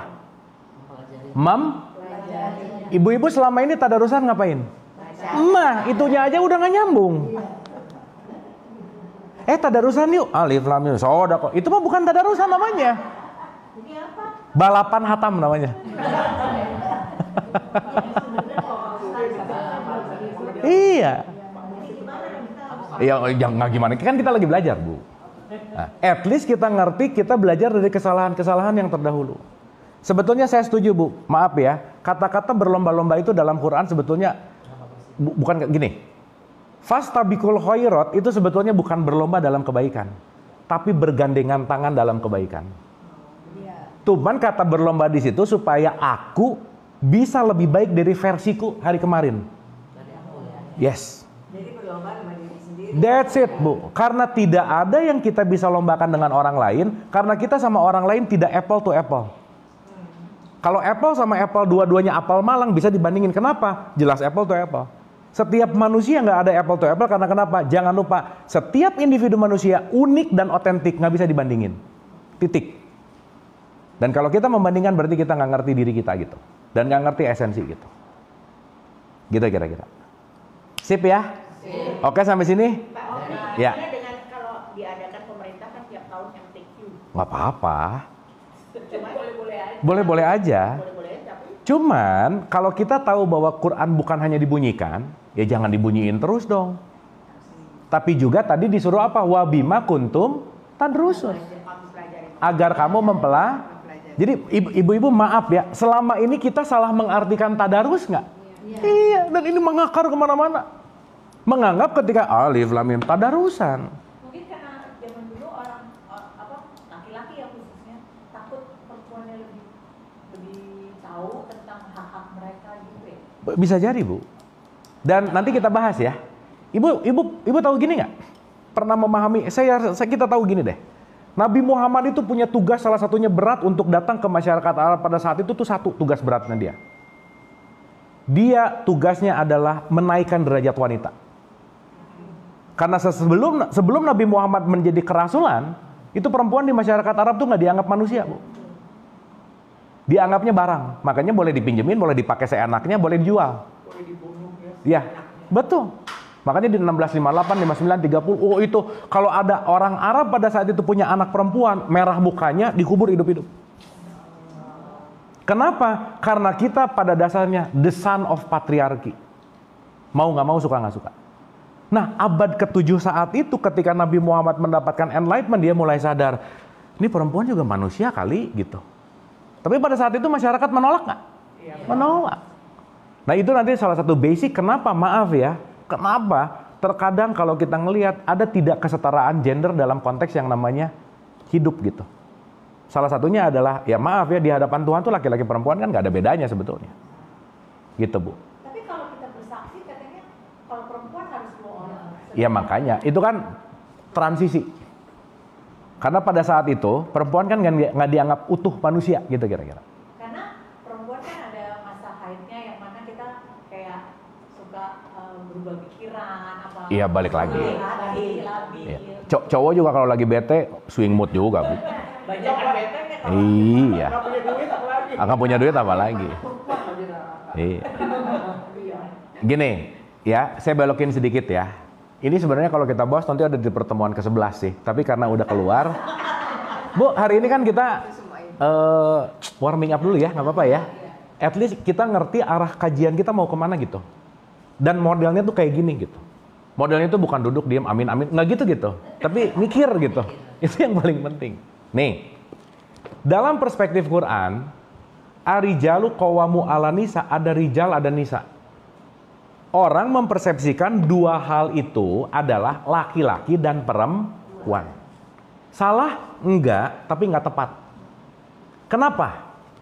Rijal dan nisa itu statementnya tidak berbicara masalah laki-laki dan perempuan, tetapi berbicara maskulin dan feminin. Oke? Nah, kita naik dulu satu step.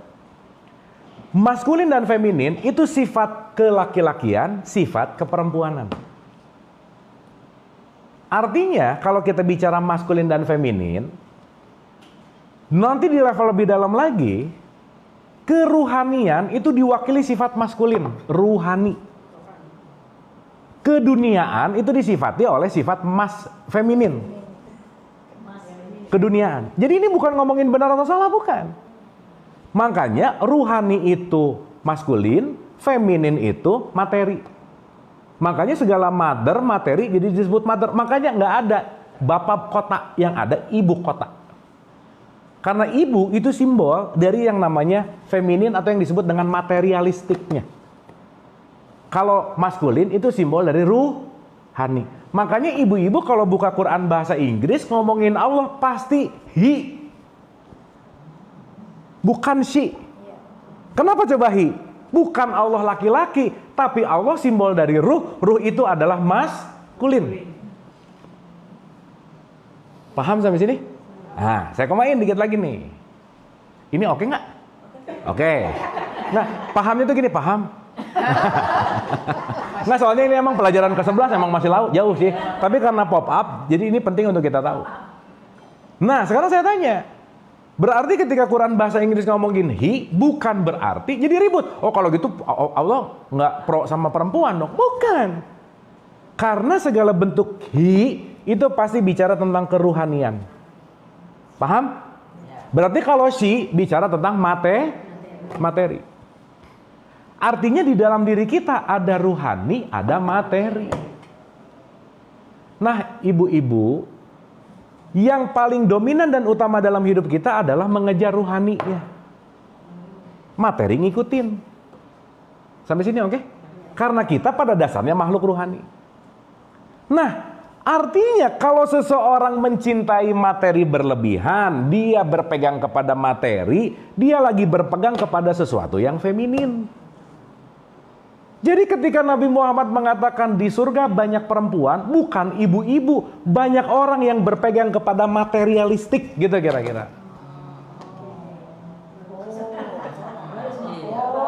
Itu terjemahannya kan, yang kalau di Quran menemukan wanita di surga. Nggak ada sih, di Quran nggak ada kata-kata di perempuan banyak di neraka, nggak ada. Itu kan hadis, Bu. Hadis ya. Perspektif. Jadi artinya terjemahannya. Oh, di Quran jadi terjemahannya laki-laki dan perempuan, itu translation secara singkatnya aja. Tapi dalam perspektif yang lebih dalam, rijal dan nisa itu nggak berbicara tentang laki-laki dan perempuan aja. Tapi berbicara tentang feminin dan maskulinnya gitu, Bu, kira-kira. Nah, makanya kenapa nanti kita belajar Quran itu layer by layer gitu kira-kira. Jadi, ibu-ibu tenang aja, karena yang masuk neraka bukan perempuan, tetapi orang yang mencintai materi gitu kira-kira. Contoh. Contoh ya. Benar. Makanya sok dibuka 18 ayat 54 silakan. Dan sesungguhnya kami telah menjelaskan berulang-ulang kepada manusia dalam Al-Quran ini dengan bermacam-macam perumpamaan. Dengan bermacam-macam apa? Perumpamaan. Berarti Quran itu isinya perumpamaan nggak? Iya. Berarti kalau perumpamaan nggak literally A ya A, B ya B, enggak. Oh Bu, kalau kita nggak ngerti ini, makanya kenapa kita dikaruniai akal. Maaf nih ya. Tipikal level gorila susah nerima perumpamaan, Bu. Pokoknya letterlock aja. Iya, karena ininya nggak nyala gitu. Kemarin masih gorila, sekarang udah dikit. Nggak, kan ini kita lagi ngomongin di sini, kita di tempat lain. Nah, maka kalimat terakhirnya menarik, lanjut Bu. Tetapi manusia adalah memang yang paling banyak yang membantah. Nah udah, banyak yang apa? Membantah. Kenapa? Karena itu tadi dia nggak mau tumbuh gitu. Itu intinya. Nah jadi kembali bahwa kenapa sih dalam mempelajari ini, please open your heart. Itu kata kuncinya. Karena ibu-ibu maaf ya, ibu-ibu dengar figur otoritas ngomong, coba rasain pakai hati. Ini kalau nggak masuk akal, nggak masuk ke hati, ya nggak usah didengerin aja sih gitu. Bukan karena dia figur otoritasnya. Termasuk saya, ibu-ibu jangan percaya omongan saya. Karena saya tidak berusaha meyakinkan sesuatu, nggak ngajak ibu-ibu juga, nggak pengen diikutin juga, tapi kita berdialektika gitu. Karena pada akhirnya kebenaran yang mutlak itu nggak pernah datang dari luar gitu. Dan nanti kita akan ngerti Bu, satu lagi aja ya, 29 ayat 49 silakan. Sebenarnya Al-Quran itu adalah ayat-ayat yang jelas di dalam dada orang-orang yang berilmu. Ayat yang jelas di dalam apa di luar? Di dalam. Jadi sebetulnya ibu-ibu itu di dalamnya udah ada Quran belum? Gitu.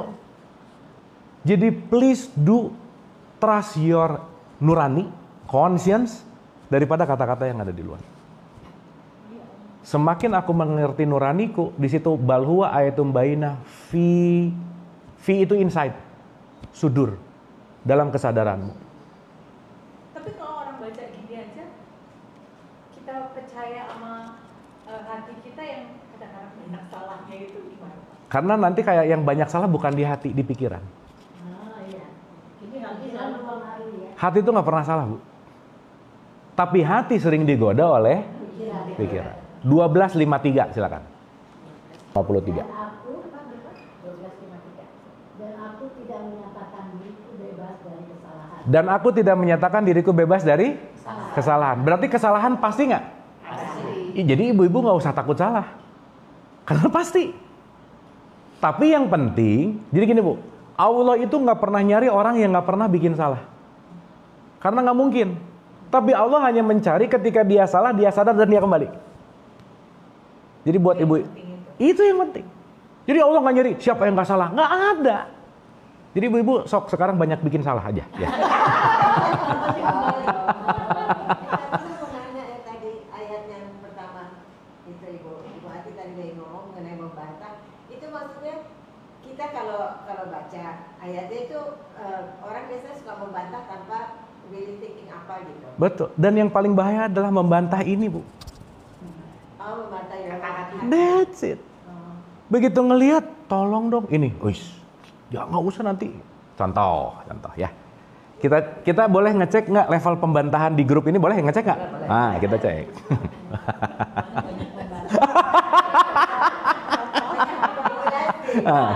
Dah, sebelum cek pembantahan, si 12:53-nya coba dilanjutin dulu.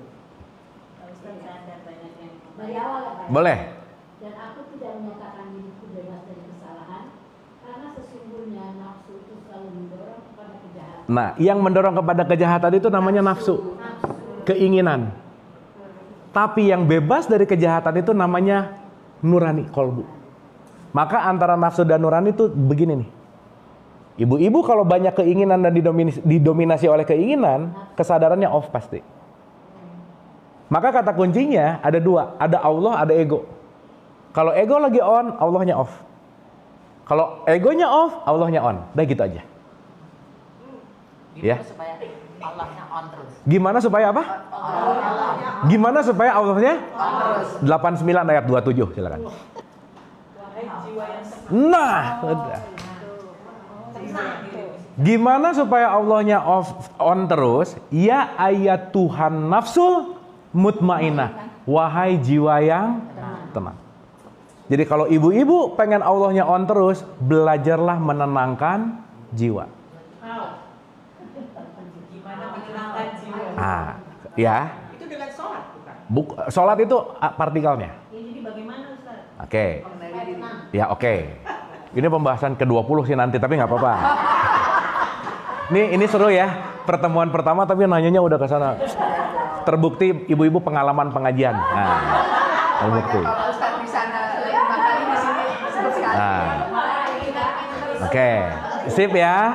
Pertanyaan, that's very nice question. Tapi lanjut dulu ayatnya ke 27, 28, 29, 30.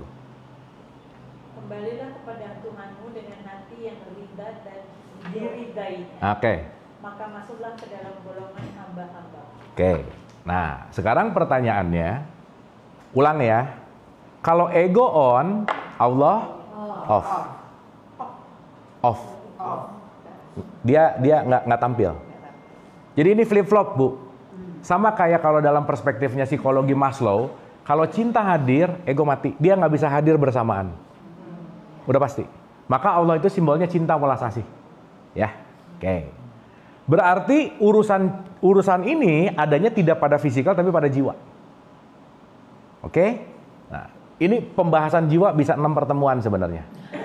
It's a long way sebenarnya. Tapi kita straight to the point aja. Nah, saya mau kasih label sederhana gini. Saya mau kasih label sederhana. Orang yang jiwanya tenang itu namanya orang takwa. Sekarang saya tanya, Bu, orang beriman pasti takwa nggak? Belum tentu. Makanya level terendah manusia itu zolim namanya, gelap. Karena gelap dia nggak punya pengetahuan, nggak punya kesadaran. Maka orang yang zolim adalah orang yang gelap. Naik dia punya knowledge namanya iman. Naik satu level namanya takwa. Nggak ada cara lain kalau ibu-ibu pengen Allahnya on terus, jadilah orang takwa. Gimana caranya? Surat 3, 133, silakan. Takwa itu dari tawakal itu. Kenapa, Bu? Orang yang bertakwa itu orang yang bertawakal. Gini, tawakal itu konsistensi takwa. Nah, jadi takwa yang diulang-ulang, dia jadi tawakal. Ustaz, tadi Ya. yang tadi itu Ustaz, yang apa nih, yang Ustaz Al-Fajar kan dibilangin Berapa Pak? Berapa Pak? 3, 133. ada kata-kata gini, Ya. wahai jiwa yang tenang, Iya. kembalilah kepada Tuhanmu dengan hati dan yang ridha dan diridainya. Iya. Ya. Tenang berarti ya ridha dan diridai. Ya, berarti sekarang saya tanya, ibu mau jiwanya tenang, yang membuat jiwa tenang itu siapa? Kita ya. Wah, Allah, iya aku dong. Kita sendiri. Iya dong. Maka kalau ibu membuat jiwanya tenang, maka Allah akan meridhoi. Maka ridho dan diridhoi gitu. Contoh. Ridha sendiri artinya apa? Ridho itu artinya disukai. Align. Selaras. Nah, gitu. Kalau kita lagi nggak tenang, merungsung terus hatinya gimana? Berarti ibu lagi banyak ego. Banyak keinginan. Cuman ada dua aja. Meskipun enggak, mungkin ibu nggak sadari. Karena banyak hal luka-luka yang kita tidak sadari yang disimpan di alam bawah sadar kita. 95%. 95%. Nah, tadi mau ngomong apa ya? Oh, ridho. Ya, ulang. Iya, nggak tenang.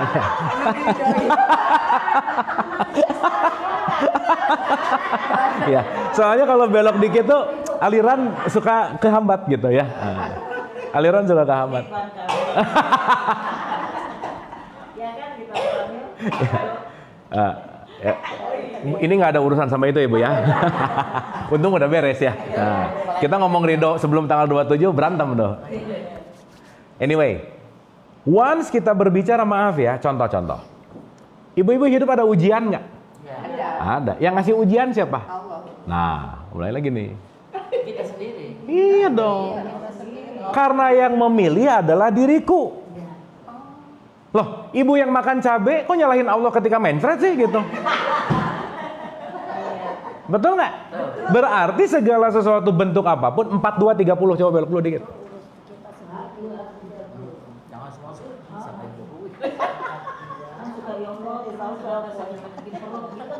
Iya. Begitu makan sakit perut, Allah mengujiku, kata Allah, enak aja kamu yang makan gitu. Kan ini Allah disalahin mulu. Ayat 30. Nah. 42 ayat 30. Dan apa, Bu? Musibah? Dan jika apapun yang menimpa kamu adalah karena perbuatan tanganmu sendiri. Ya udah beres.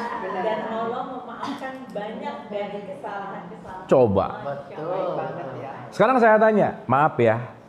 Petunjuk semua orang dapat nggak? Dapat. Ih, dengerin dulu pertanyaannya, dengerin dulu. Ya, belok dulu deh. Surat 2, 269, coba belok dulu.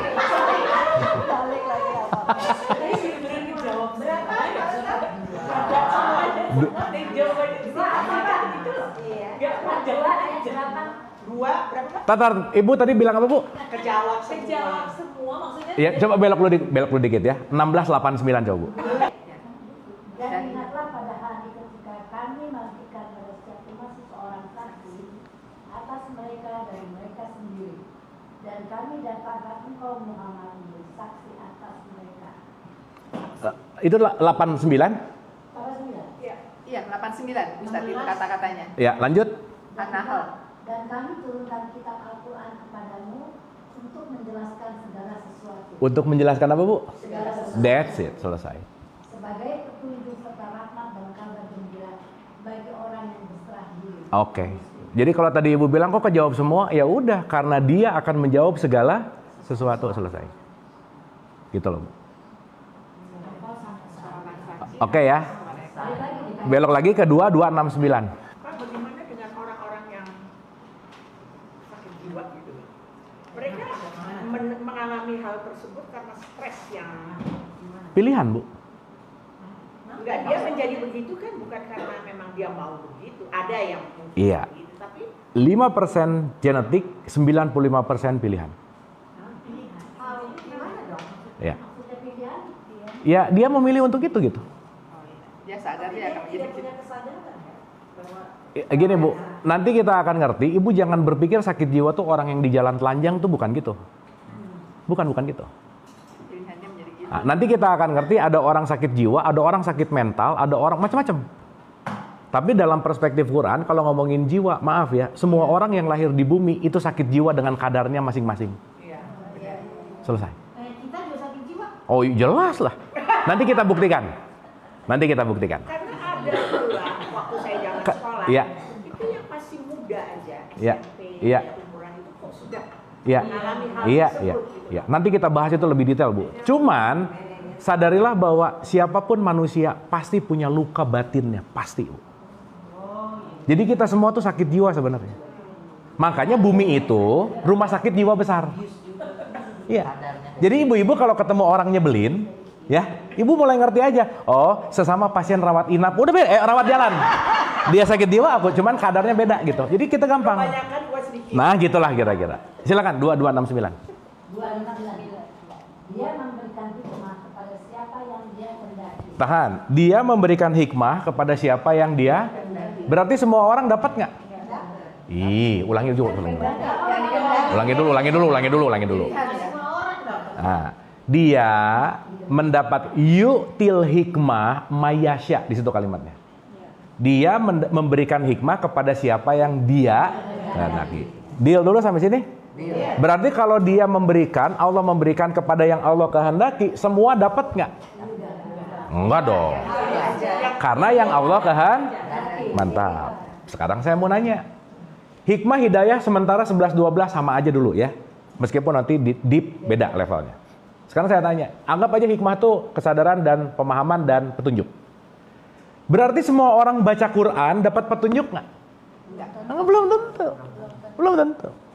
Karena mayasya yang Allah kehendaki. Sekarang saya tanya, ibu-ibu mau dapat hikmah atau enggak? Berarti yang menentukan siapa? Aku. Awas jangan ngomong Allah lagi. Aku mau belajar atau enggak? Aku mau mengulang lagi atau enggak? Aku mau mengaplikasikan atau enggak?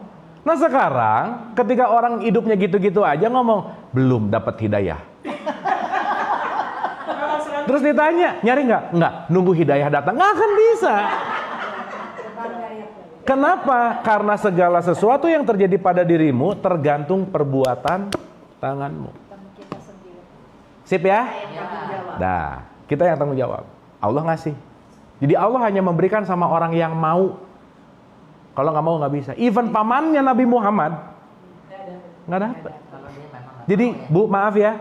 Jangan pernah berpikir kita bisa memberikan pencerahan kepada siapapun. Even ke orang yang kita sayang. Ke orang yang kita sayang, itu sesuatu yang paling berat dalam hidup kita. Karena kenapa? Ya Bu? enggak, Pak Ustaz, kalau misalnya ada orang belum pakai jilbab, belum dapat hidayah, itu apa itu? Iya, berarti kan dia mungkin belum ngerti atau belum paham. Dan dia mau pakai mau nggak kan bukan urusan kita juga, Bu. Iya, itu That's your choice. Masing-masing punya pilihan gitu. Makanya yang paling penting nggak usah usil gitu loh. Iya, ngapain usil? Karena kita belum tentu lebih baik dari mereka. Syiar. Kenapa, Bu? Jadi maksudnya kamu harus syiar dong, makanya bilang ke orang-orang bahwa kamu harus pakai jilbab gitu-gitu. Kan yang tadi saya cerita, syiar terbaik bukan usil sama cara, tapi tunjukkan dengan perilaku yang lebih baik gitu loh, Bu. Perilaku bukan. Karena maaf ya, orang syiar yang ngerasa bahwa aku lebih baik dari dia, Belum tentu, belum. kan bahaya, Bu.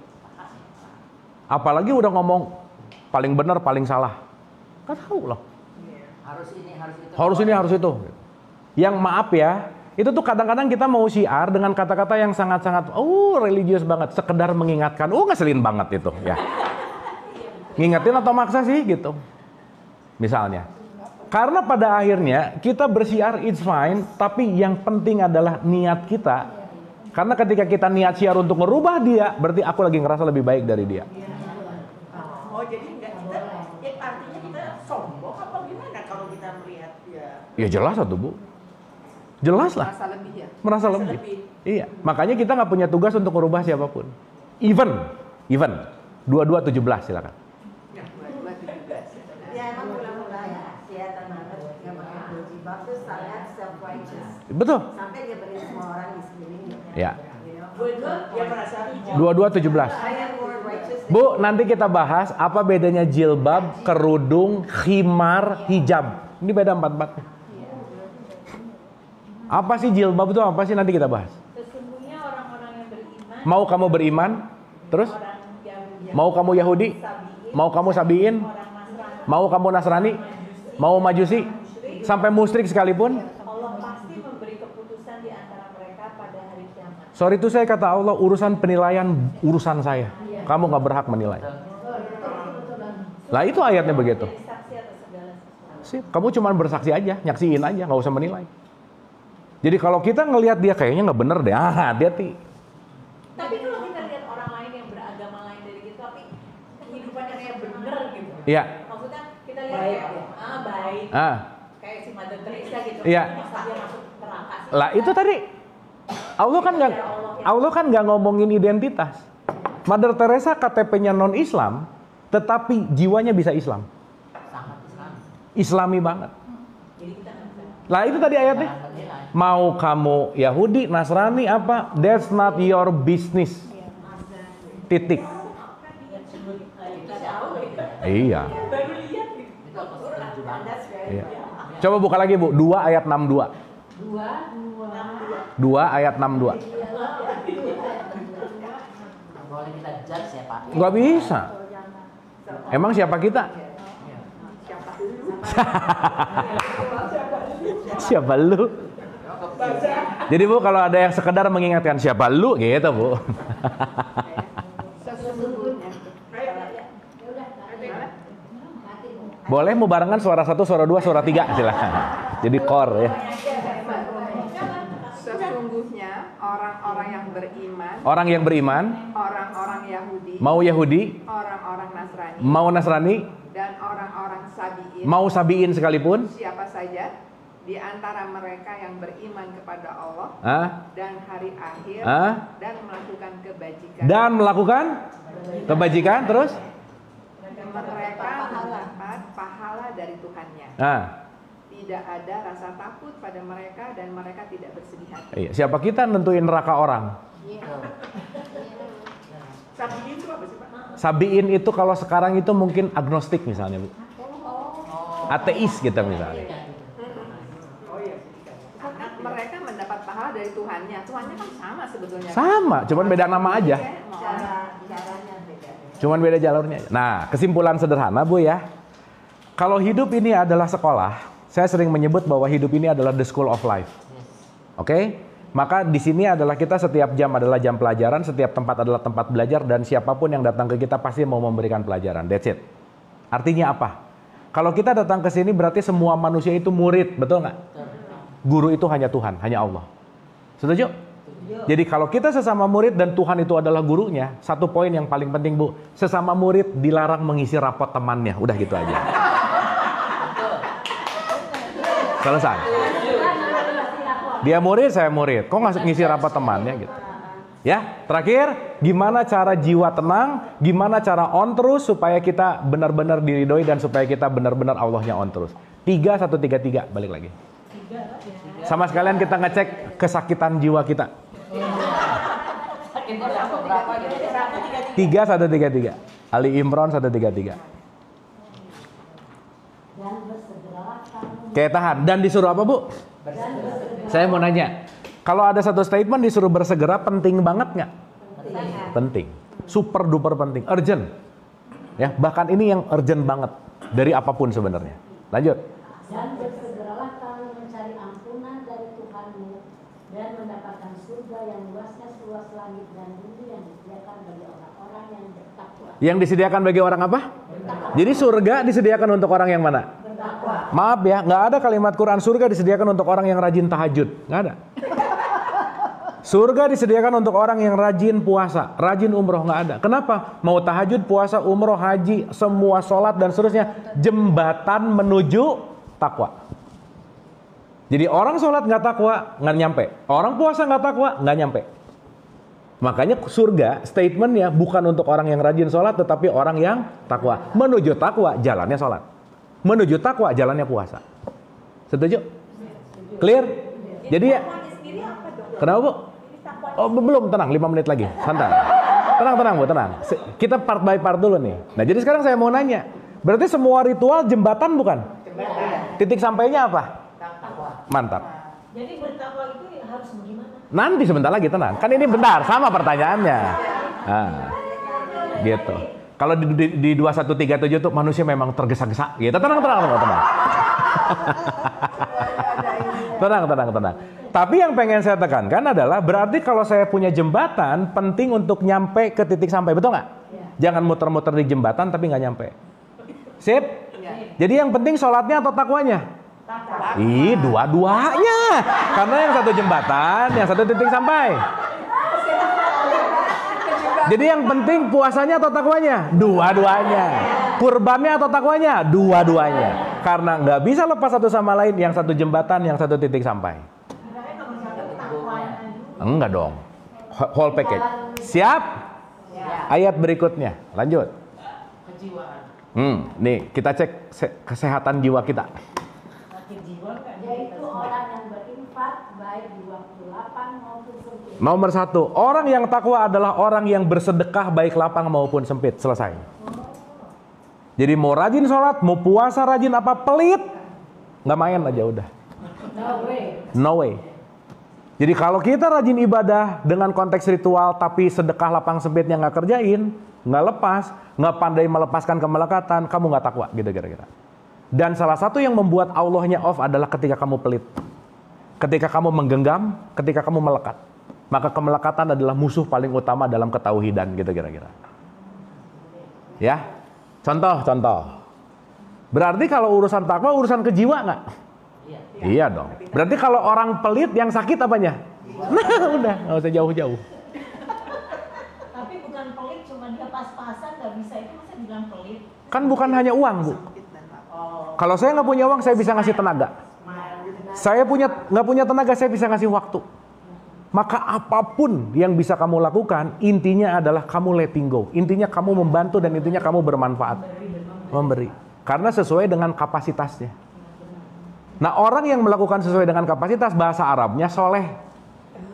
Iya, soleh itu proper. Iya, in a proper way. Contoh. Ibu kalau ada orang jatuh ke sumur, nolong ngasih 500.000, enggak, dia mah butuh tali. Jangan aneh-aneh gitu. Orang butuh tali dikasih 500.000. Berarti nggak soleh gitu. Sip ya. Senyum sedekah nggak? Sedekah, tapi begitu ibu ngelihat orang lapar senyum, nah itu nggak soleh. Dia perlu nasi bungkus, bukan senyumnya ibu gitu. Kira-kira, maka do a proper way. Jadilah orang yang soleh. Soleh itu bukan rajin ke masjid, bukan. Soleh itu in a proper way. Sip ya. Kalau ada, ya. Berarti dalam orang kesempitan pun juga itu Iya.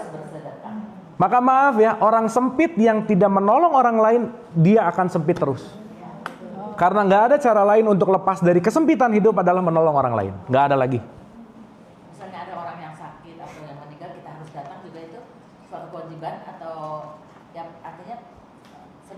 Tergantung niat.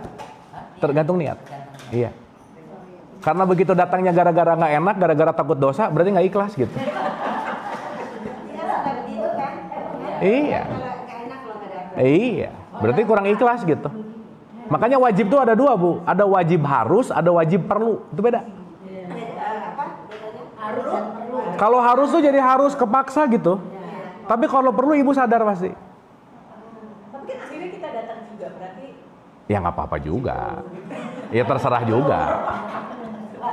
Tapi mau kasih nyetor muka kan selalu nyetor muka. Berarti kan itu basa-basi aja sih.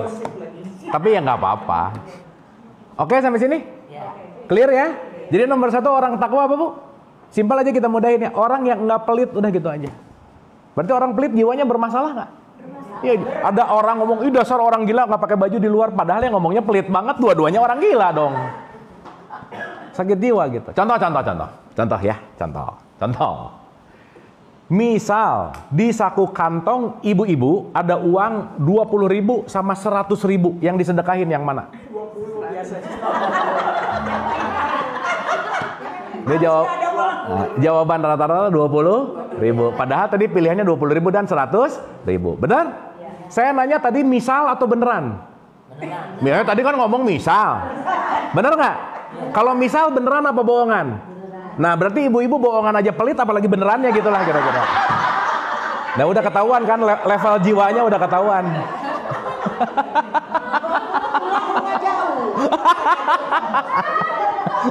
Iya, makanya jangan terlalu cepat ngomong orang sakit jiwa gitu, Bu, maksud saya. Sip ya. Jadi nomor 1 apa? 20.000. 20.000. Nomor 1 adalah orang yang bersedekah baik lapang maupun sempit. Orang yang menafkahkan hartanya baik lapang maupun sempit. Nah, itu nomor 1. Syarat utama clear nomor 1 itu. Maaf ya, rajin sholat, rajin puasa, umroh, sering haji, ini nggak kerjain, nggak nyampe aja. Ya, jadi jangan sibuk. Makanya Bu maaf ya, sama anak sama cucu jangan terlalu sibuk nanya udah sholat belum.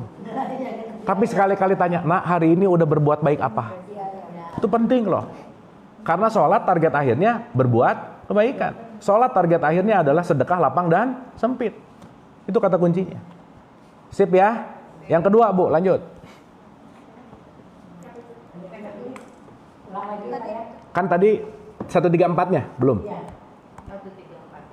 orang-orang yang baik di waktu itu lapang maupun sempit. Nah. Dan orang-orang yang menahan amarahnya Dan orang-orang yang apa kedua? Nah, udah selesai. Menahan amarah. dan memaafkan kesalahan. Nah, itu nomor 3. Nah, udah berarti sakit jiwa kalau ngomong berat itu gitu aja. Itu berat sekali. Iya, udah salah. Sip. Nah, clear aja. Nah. Berarti orang yang susah memaafkan yang sakit apanya? Nah. Sip ya. Jadi ada 3 kuncinya. Sedekah lapang sempit, kontrol amarah, dan memaafkan. Selesai, Bu. Once 3 ini kita pakai tiap hari, ibu-ibu aman aja. Dah. Sebenarnya kayak Buddha juga tuh. Buddha itu kan bukan agama, Bu. Buddha itu artinya tercerahkan. Buddha itu kalau dalam bahasa Quran namanya Al-Qiyam. Kiamat itu artinya bangkit kesadaran. Awaken man. Itu namanya Buddha. Itu sebenarnya ini ya. Hindu itu placementnya, the land of God, tempatnya. Jadi bukan agama sih sebenarnya. Nanti kapan-kapan kita bahas the history of religion, Bu. Jadi kita bahas. Morgan Freeman dulu ya. Oke, ibu-ibu, cukup dulu ya. Terakhir pertanyaan saya, dapat apa hari ini, ibu-ibu?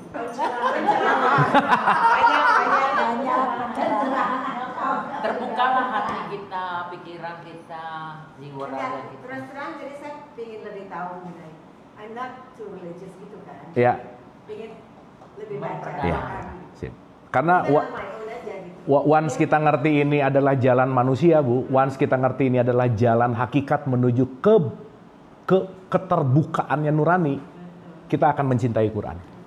Mencintai bukan bukunya, bukan hatamnya, tapi energinya. Esensi. Karena nanti Quran itu disebut nur. 4174 dibilang Quran ini adalah cahaya gitu.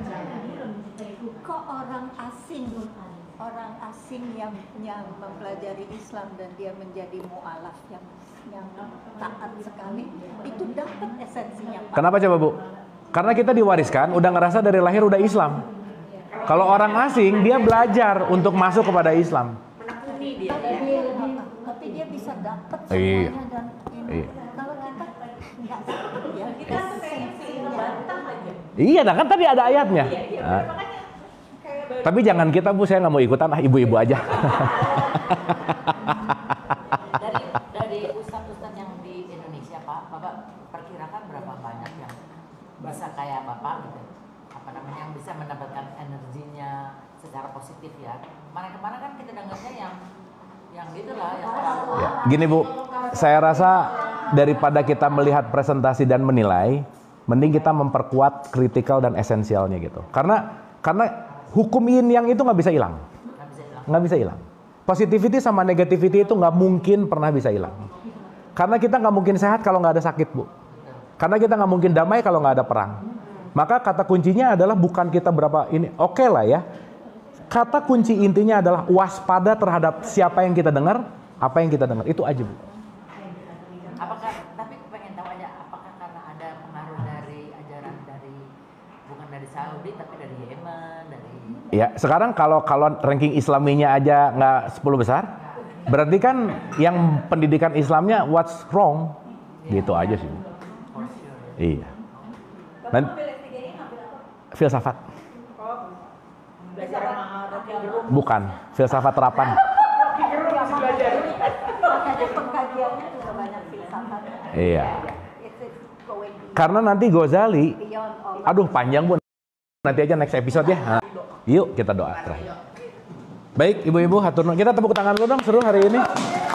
Alhamdulillah. Baik, ibu-ibu, kita hening dulu sejenak, kita santai dan rileks. Wabil khusus kita mendoakan yang ulang tahun, senantiasa usianya selalu diberkahi dan diridhoi. Al-Hadiniyah, Al-Fatihah. Auzubillah.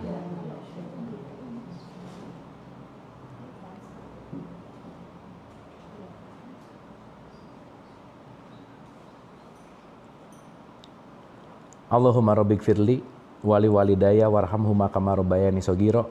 Rabbana atina fid dunya hasanah wa fil akhirati hasanah wa qina adzabannar wa adkhilnal jannata ma'al abrar ya aziz ya ghafar ya rabbal alamin. Subhana rabbika rabbil izzati amma yasifun wa salamun alal mursalin walhamdulillahi rabbil alamin. Amin amin ya Allah ya rabbal alamin. Ibu-ibu hatur nuhun, terima kasih. Mohon maaf lahir dan batin kalau ada kata-kata yang nggak pas, nggak baik, itu semua datang dari kebodohan saya karena saya nggak tahu apa-apa, nggak bisa apa-apa dan bukan siapa-siapa, tapi kebenaran mutlak hak milik Allah Subhanahu wa taala. Hatur nuhun, ibu-ibu tetap sehat dan bahagia. Nuhun.